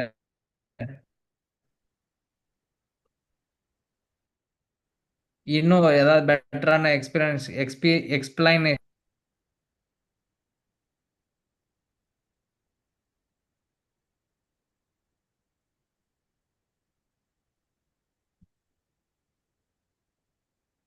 okay. So I'm sharing my screen. Okay, தெரியுதான்னு பாருங்க. Hi, I'm Angie Lee, and I'm here at the UX conference in San Francisco. I got to ask. Hey guys, welcome to the Playbook UX channel, your source for all things product and UX. Today, I'll be talking about empathy mapping. Let's jump into it. As a product team, you have a million design decisions to make. In a perfect world, you'll have a massive research budget and can test every single scenario. However, we know that's not reality. We recommend you use UX tools like the Customer Journey Workshop and empathy mapping to guide your decisions. An empathy map is really a tool to understand what the user is thinking, feeling, seeing, hearing, and saying. It's used to visualize and articulate what is currently known about your users and create a shared understanding of their needs to make sure you make better decisions. Prior to creating an empathy map, you should conduct a moderated session, which is sometimes called an empathy interview. This is a one-on-one conversation to understand your user's feelings and motivations. In order to gather your user's feelings, the interview requires a lot of open-ended questions, such as, how does this make you feel? What do you like or dislike about that? Throughout the interview, you'll ask them to elaborate on their answers. In essence, this is an unstructured conversation. An empathy map is often the first step towards making a UX persona, or can be created in conjunction with the persona. An empathy map is used to establish a common ground between members of the product team and prioritize the user's needs. You'll be able to categorize your knowledge of your customers in one place. It will also aid in communicating user needs to stakeholders. Ideally, you can use an empathy map at the start of researching a new product or service. The map will help guide you on what additional research is needed to create a full persona. It should be a quick exercise to understand your users' behaviors and attitudes. Let's jump into how to create an empathy map. The empathy map has 4 quadrants, and you'll want to place a picture of your persona in the middle of it. In the top left quadrant, input what the user says. These are explicit things the user says during the session.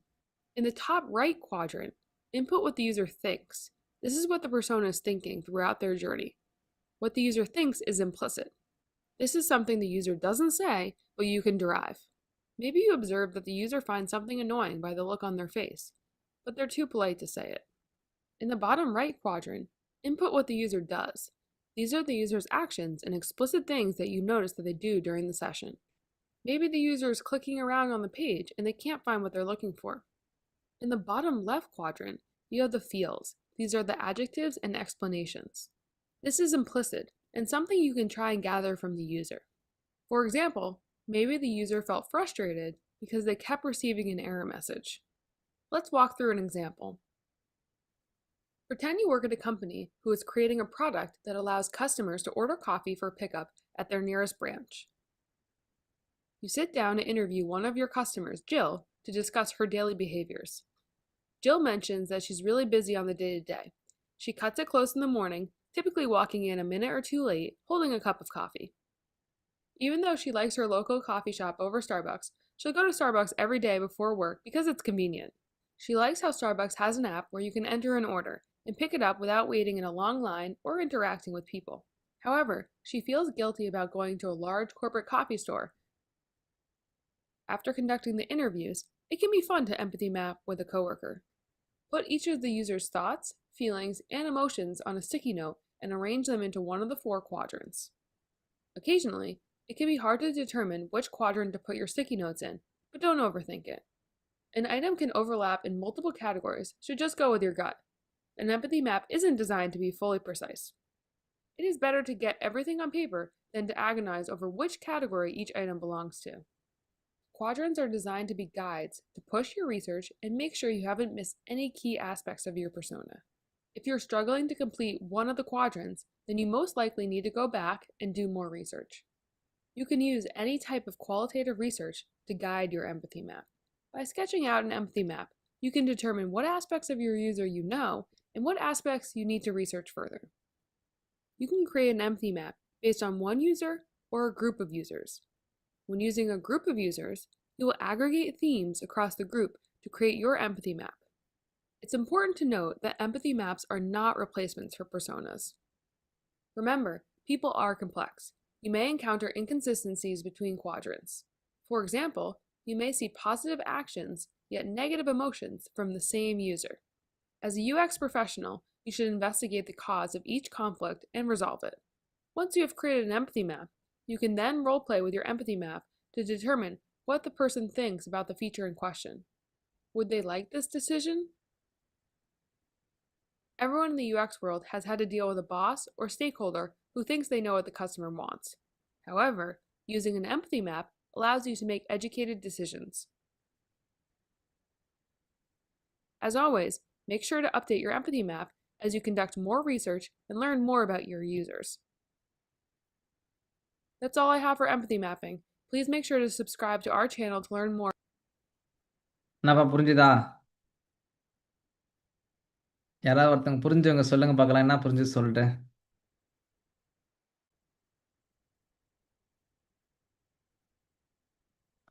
புரிஞ்சுதா புரியலையா? ஒரு நிமிஷம் புரியுது. பேசிக்கா explain பண்ணுங்க. Okay, இன்னொரு video பார்ப்போம். இப்பயும் மறுபடியும் புரியல அப்படின்னா நம்ம அதை பற்றி மறுபடியும் தான் பேசுவோம், சரிங்களா? இன்னொரு ப்ராசஸ். ஓகே, An empathy இப்போ map is a மறுபடியும் பாருங்க, ஜஸ்ட் எல்லாத்தையும் நோட் பண்ணுங்க. நம்ம இதை பற்றி டீட்டெயிலாக டிஸ்கஸ் பண்ணுவோம், ஓகேவா? Okay. collaborative visualization Yeah. used to articulate what we know about a particular type of user. It externalizes our knowledge in order to, one, create a shared understanding of our users' needs, and two, aid us in decision making. Empathy maps can be used throughout the UX process to establish common ground among team members and to understand then prioritize user needs. In user-centered design, empathy maps are best used in the discovery stage when we're trying to understand and identify the needs, wants, and pain points of the people who use our product and service. As with any mapping method, there are benefits from the process of making an empathy map as well as the finished artifact. So why use an empathy map? Well, it allows us to capture who a user or persona is. The empathy mapping process helps us distill and categorize our knowledge of the user into one place. So we can use empathy mapping to, one, inform a research plan. You can discover gaps in your current knowledge and identify the types of research needed to address it. A empathy map indicate that research needs to be done. We can use these gaps to guide our user research efforts, helping to identify the most important questions to ask and the relevant areas to explore. We can also, two, use empathy maps to analyze research. We can categorize and make sense of qualitative research, so research notes, survey answers, user interview transcripts, and merge these insights into an at-a-glance understanding of the user. And three, finally, we can use empathy maps to assess patterns. Create personas by aligning and grouping empathy maps covering individual users. We can better understand similarities in their approach and behavior, and then use them to drive a higher level empathy map that represents the group at large. Now, those are all the ways that we can use empathy maps in our process, but then those finished artifacts can then communicate a user and persona to others. An empathy map is a quick, digestible way to illustrate our users' attitudes and behaviors. Once created, it should act as a single source of truth throughout your project. Protect it from bias and unfound assumptions. They are helpful tools as we communicate the user's perspective to stakeholders and decision makers, helping ensure that the final product or service meets the needs of our real user. As you think about how to use empathy mapping, also think about how you can adapt the framework. One of my favorite adaptations is to use empathy mapping in a user interview during a cognitive mapping session, where we collect data directly from the user. This means having the participant make an empathy map of themselves, capturing what they say, think, feel, and do as they approach a task. When empathy maps are filled in directly by users, they can act as a secondary data source and represent a starting point for the summary of the user session. Moreover, the interviewer may glean feelings and thoughts from the interviewee that otherwise would have remained hidden. As their name suggests, empathy maps simply help us build empathy with our end users. Given their simplicity, there's a lot of ways we can use them. Try using empathy maps in different ways and see what's most valuable to you. Then you can adapt it to your needs, process, and team. Thanks for watching. If you want to see more of our UX videos, take a look at these over here to our channel. On our web. Okay, so என்ன சொன்னாங்கப்பா? So நம்மளோட user கிட்ட இருந்து நம்ம research பண்ற டேட்டாவில இருந்து நம்ம விஷயத்த கண்டுபிடிக்கலாம் அப்படின்னு சொல்லியிருக்கிறாங்க, கரெக்டா? அப்போ இதெல்லாம் உங்க யூசர் கொடுக்குற இன்புட் தான். அந்த யூசரை தான் இங்க சென்டர் பண்ணி நீங்க அவங்க கிட்ட இருந்து கண்டுபிடிச்சு கொண்டு வரீங்க, கரெக்டா? இப்போ இந்த 4 குவாட்ரண்ட் பாத்தீங்கல்ல, இது கொஞ்சம் டஃப் தான், ஓகேங்களா? ரொம்ப ரொம்ப டஃப், ஓகேவா? ஏன் தெரியுமா? இந்த யூசர் வந்து அவன் சே சொல்றானா, திங்க் சொல்றானா, இல்ல டஸ் சொல்றானான்றது நீங்க கண்டுபிடிக்கிறது ரொம்ப கஷ்டம். ஆனா இந்த மெத்தடை ஃபாலோ பண்ணீங்கன்னா உங்களால ஈஸியா கண்டுபிடிச்சிட முடியும், கொண்டு வர முடியும். அது என்ன மெத்தட் ப்ரோ அப்படின்னு கேட்டீங்கன்னா, நான் இப்ப காட்டுறேன் பாருங்க உங்களுக்கு. ஓகேங்களா? அது மெத்தட் என்னன்னா, இந்த மாதிரி and இதோ இருக்கு develop this பாருங்களேன். pro இந்த மெத்தட் ரொம்ப ரொம்ப சுலபம் உங்களுக்கு. Think and feel. அதாவது அவன் திங்க் பண்றதுக்கு ஒரு ஃபீலிங் இருக்கு. ஹியர்னா அவன் கேட்கறது, ஒரு பக்கம் அவன் பார்க்கறது, அதை வச்சு என்ன சொல்றான், என்ன செய்யறான். இந்த ஃபார்மேட்ல நீங்க பண்ணீங்கன்னு வச்சுங்களேன், உங்களுக்கு ரொம்ப ஈஸியா புரியும். ஓகேவா? இது இந்த வீடியோவும் பார்க்கலாம் கொஞ்ச நேரம். ஜஸ்ட் லிசன் மட்டும் பண்ணுங்க. ஓகேவா? அப்படியே நோட் பண்ணிட்டே வாங்க எப்பயுமே. ஓகேவா? file is so that we have an accurate picture in our minds on who we're creating our product for. Because if we do that, then we're probably going to make a better product, right? Versus if we only have a very vague and general understanding of who we're selling to, like everyone, or men, or women, or people between the ages of 25 and 44. So this is really kind of the end result of that empathy process. So up to this point, what we should have done is we should have engaged in the process of customer discovery, right? Interacting with customers and learning more about them. The output of that is the customer empathy map, where we're going to literally throw the information here on a page, and then we're going to be able to view our customer in some way or another. So the way you want to tackle the empathy map, and again, I encourage you to do that work ahead of time. It'll make this a lot more fruitful. Of course, you can fill in anything you want on the map, and it's not going to be helpful unless it's based upon a fundamental understanding of your customer. So long intro just to get to the map here, but let's get into it. So as you can see here, there's a number of different kind of sections of the map. So I want to start here at the top, and the first thing here is the customer perspective, which is in this box over here. So this is where you actually describe the customer. Now, what I love about these tools is there's not a lot of space, and that is by design, because if we need a lot of words to communicate something, if we can't boil it down to a couple of words, usually it means that we need to think through it and refine it in some greater detail. So that's why there's not a lot of space here, and that's, again, by design. So here you're going to put, who is our customer? Who's the person that you are kind of mapping out, if you will? Who's the person that you are trying to walk in their shoes, so to speak, and write as much information about them as you possibly can. So that's where you're going to put in this box here, the customer perspective.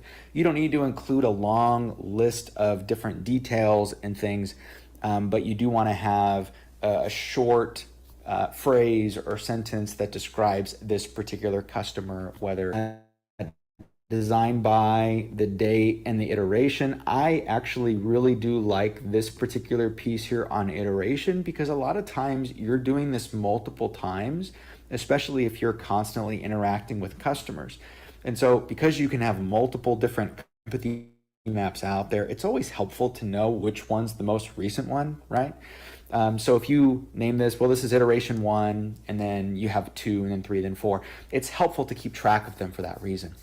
Now on the map itself, you'll notice that there are 4 quadrants, and there are also a couple of boxes at the very bottom.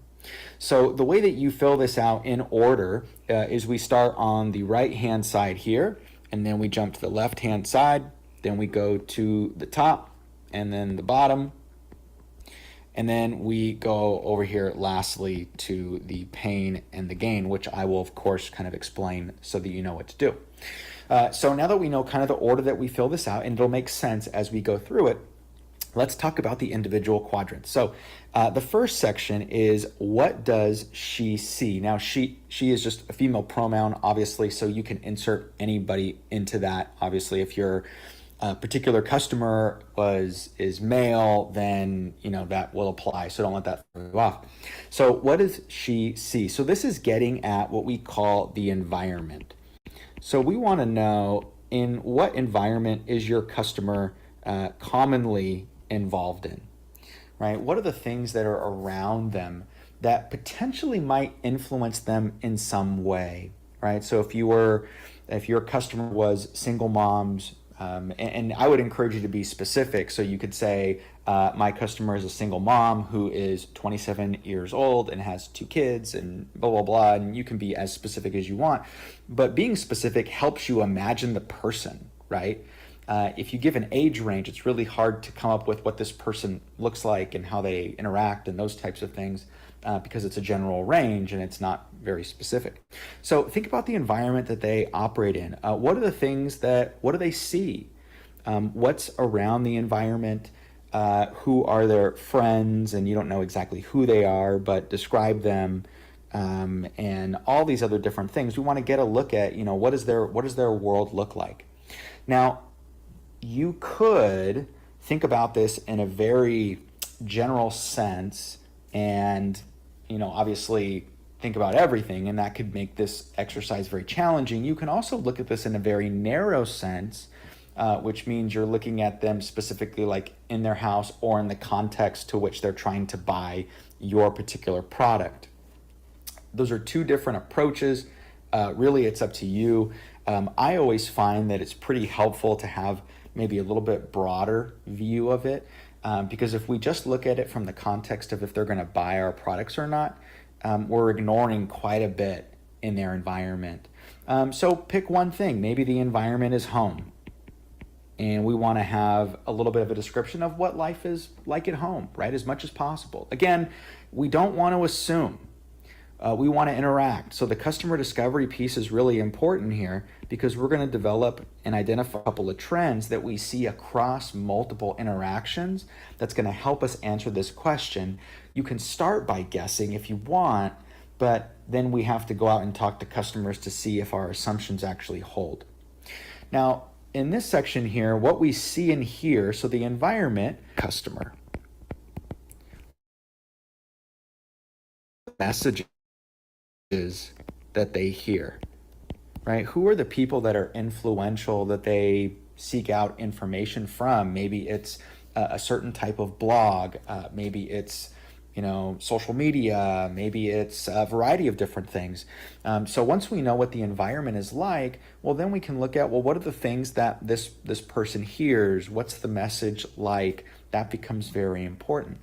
Once we finish that section, then we know that our environment influences what we hear. What we hear obviously influences what we think and feel. And so in this third section here, we're trying to get inside the psyche of the person, right? What are the things that they think about on a regular basis? Not only generally speaking, but also in the context of the problem that you think exists, right? And so if the problem that you think is somewhat of safety, what are the thoughts and the feelings of a single mom regarding safety? It could be that I'm a bad parent or, some of those other types of things. So we're trying to get a little bit more detailed. Again, the only way we're going to get here is if we go back to the customer discovery pieces and we interact with customers on a regular basis, right? What are their worries? What are their preoccupations? What are their concerns? What are their aspirations, right? Trying to get inside the psyche of your customer is really important because what people think and feel influences what they say and do, influences their behavior. So what are their general attitudes, possibly appearance, maybe behavior towards others?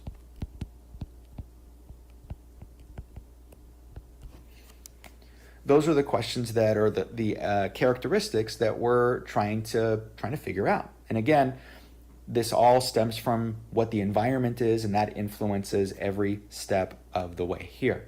Now, this is very, very conceptual, as you can imagine, and so most people have a very big problem with this because unlike a lot of things, there's not really a right and wrong answer. There's more in right and wrong process.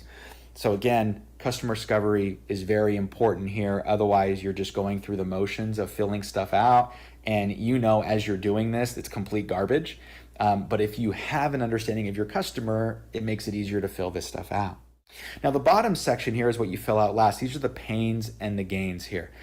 So this is ultimately kind of a sort of a blend of thinking and feeling, but it's really in the context of kind of the problem or the frustration that you think people have.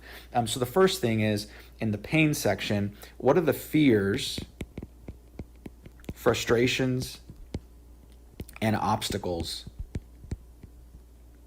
that people experience associated with this problem that you think people have, right? Trying to make it as vivid as you possibly can. And then in the gain section, what does it look like if this problem was solved for the person, right? What does success look like, or the measure of success?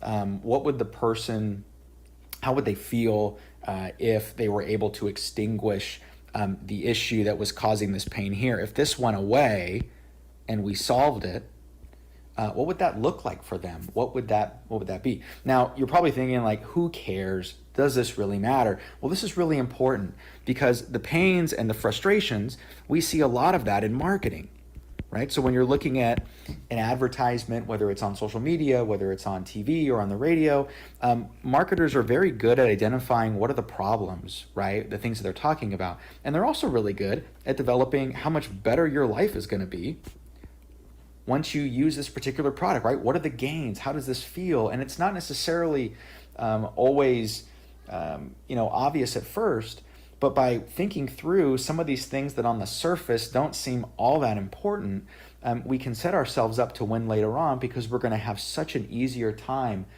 developing a message and branding and doing all of these things, because we know exactly the couple of points that we're trying to address as a frustration that our customer has. And we also know very clearly the one or two things that if you use my product or service, this is how your life is going to be better. And ultimately, people purchase products because of the benefits that they get from them. At the end of the day, we buy something because it provides us with some kind of benefit, whether that benefit is pretty simple, right? So you think food, obviously the benefit is not being hungry, not being hangry, right? All those different things. But maybe the benefit is peace of mind, right? Safety, security. Maybe the benefit is positive self-esteem, right? These are all things that are important with marketing, and we're only going to uncover if we have a good understanding of our customer. So I would encourage you, try to take a stab at filling out your empathy map. I would encourage you to use sticky notes if at all possible. Sticky notes are great because if something you put on there you don't like, you don't have to scribble it out or erase it. You can simply throw away the sticky note and add more on there. So it works really good. Even works better if they're all different multicolored. Just kind of makes it look fun.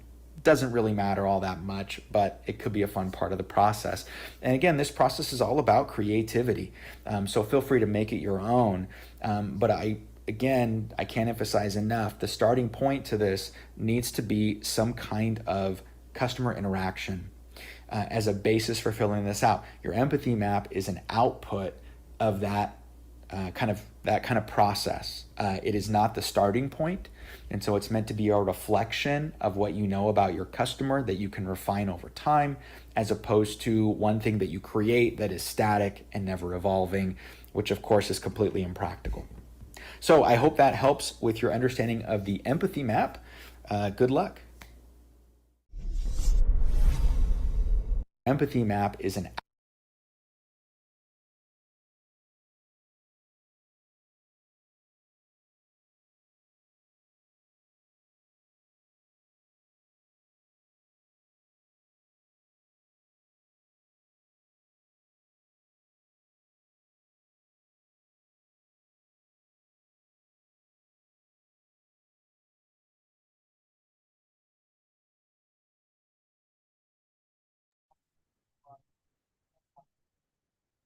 கண்டிப்பா.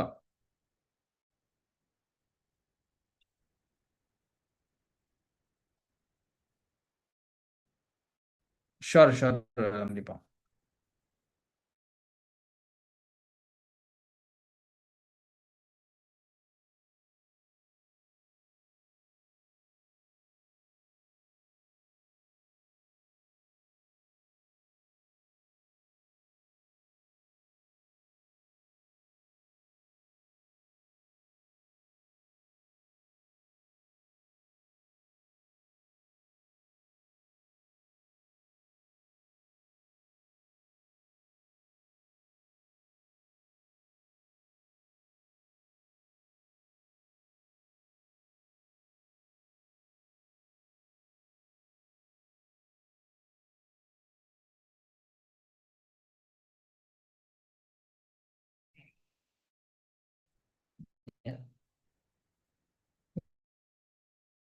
I think இன்னும் உங்களுக்கு ஒரு clarity கிடைச்சிருக்குன்னு நினைக்கிறேன் உங்களோட எம்பத்தி மேப்புக்கு. So முன்னாடி பார்த்த எம்பத்தி மேப்புக்கும் இதுக்கும் எவ்வளோ ஈஸியாக இருக்கு உங்களுக்கு?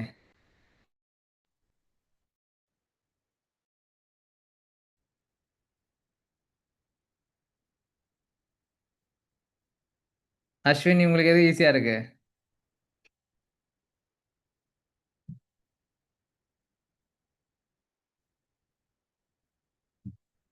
ரெண்டுமே ரொம்ப டிஃபிகல்ட்டாக தான் பண்ணுறீங்களா?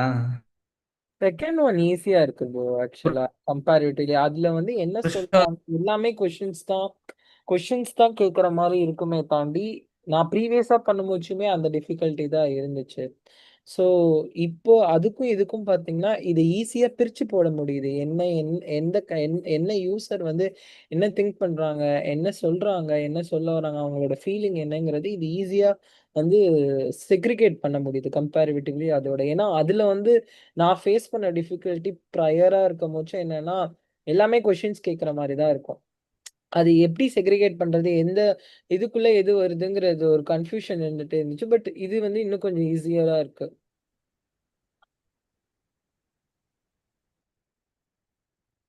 கரெக்ட். இந்த இந்த ரொம்ப ஈஸியாக இருக்கும் உங்களுக்கு. ஸோ பார்த்தீங்கன்னா கிளியராக தெரியும் உங்களுக்கு. ரெக்கவரினா உங்களுக்கு எதெல்லாம் நீங்கள் பார்க்குறீங்களோ அதை தான் நீங்கள் வாங்கணும்னு ஆசைப்படுவீங்க. கரெக்டா? அதே மாதிரி கேட்பீங்க. சில பேர் சொல்லுவாங்க, ஏய் அது சூப்பராக இருந்துச்சுடா அப்படின்னு சொல்லிட்டு உங்களுக்கு கால் வந்துச்சுன்னு வச்சுங்களேன், அது என்னன்னு ஒரு டைம் ட்ரை பண்ணி பார்த்துருவோமே அப்படின்னு சொல்லிட்டு யோசிப்பீங்க. Influencing factors. ஓகேங்களா? அடுத்து வந்து பார்த்தீங்கன்னா உங்களுடைய attitudes and behaviour towards to offers and உங்களுடைய என்ன சொல்கிறது, உங்கள் ப்ராடக்ட்ஸுக்கு உங்களுடைய விஷயம் எப்படி இருக்குது, உங்களோட இது எப்படி இருக்குது, உங்களோட தாட் ப்ராசஸ் எப்படி இருக்குது, உங்கள் பிஹேவியர் எப்படி இருக்குது, நீங்கள் என்ன வந்து சொல்லுவீங்க, என்ன செய்வீங்க அப்படின்றது தான் உங்களோட ஆட்டிடியூட் அண்ட் பிஹேவியர். ஓகேங்களா? அண்ட் தென் இங்கே வந்து என்ன மாதிரியான கெயின் இருக்குது, என்ன மாதிரியான பெயின் இருக்குதுன்னு பார்த்தீங்கன்னா பெயின் வந்து ஃப்ரஸ்ட்ரேஷன்ஸு. ஓகேங்களா? அப்டக்கல்ஸ் வந்துடும். சக்ஸஸில் வந்து பெனிஃபிட்ஸ் கெயினில் வந்து பார்த்தீங்கன்னா உங்களுக்கு என்னென்னலாம் ஒரு விஷயம் பண்ணால் என்னெல்லாம் கிடைக்க போகுது. இப்போ இந்த யூஐ யூஎக்ஸ் ப்ரோக்ராம் பண்ணால் என்னென்ன கிடைக்க போகுது அப்படின்னு பார்த்தீங்கன்னா like you are going to gain for a UI UX knowledge certification, வேலை கிடைக்க போகுது. அடுத்து 10 வருஷத்துக்கு நம்மளுடைய கெரியராக மாறப்போகுது. இதுதான் நம்மளுடைய கெயின். பெயின் என்னன்னா ஒரு 6 மாதம் உட்காந்து படிக்க போகிறோம். நைட்டு வந்து 10:30 மணி வரை வச்சு செய்வாங்க. அப்புறம் வந்து பார்த்தீங்கன்னா ப்ராஜெக்ட் பண்ணணும், டிசைன்ஸ் பண்ணணும், கொஞ்சம் டைம் எடுக்கும். வீட்டில் வேலையும் பார்த்துட்டு இதையும் பார்க்கணும். ரொம்ப கஷ்டமான ஒரு ப்ராசஸ். இதெல்லாம் பெயின் பாயிண்ட்ஸ், இதெல்லாம் தடைக்கல்கள், இதெல்லாம் ஃப்ரஸ்ட்ரேஷன்ஸ், இதெல்லாம் உடைச்சிட்டு வெளியே வந்தால் தான் உங்களோட கெயின் கிடைக்கும். அதே மாதிரி தான் எல்லா யூஸரும் ஒரு ஒரு பாயிண்ட் வச்சுருப்பாங்க, அவங்களோட கெயின் அவங்களோட பெயின்னு சொல்லிட்டு. அதை புரிஞ்சுக்கிட்டு தான் நீங்கள் என்ன பண்ண போகிறீங்க, ஒர்க் பண்ண போகிறீங்க, அண்டர்ஸ்டாண்ட் பண்ணிக்க போகிறீங்க. ஓகேவா கைஸ்? புரிஞ்சுதுங்களா? ஓகே, இத்துடன் நம்ம செய்தியை நம்ம முடித்துக் கொள்வோம். ஓகேங்களா? ஸோ எல்லாருக்கும் ஓட்டு போடுற வயசு வந்திருக்கும்னு நினைக்கிறேன். ஐ திங்க் சில பேர் நல்லாவே ஓட்டு போட்டிருப்பீங்க முன்னாடி போய். ஸோ மறக்காமல் உங்களுடைய சமுதாய கடமையை ஆற்றுங்க. சரியா? நானுமே என்னோட சமுதாய கடமையை ஆற்ற போகிறேன். ஜனநாயக கடமை, சமுதாயன்றதை விட ஜனநாயக கடமையை ஆற்றுவோம் போயிட்டு. ஓகேவா? எல்லாரும் உங்களுடைய ஓட்டை எடுத்துன்னு போயிட்டு கரெக்டான பீப்புளுக்கு போடுங்க.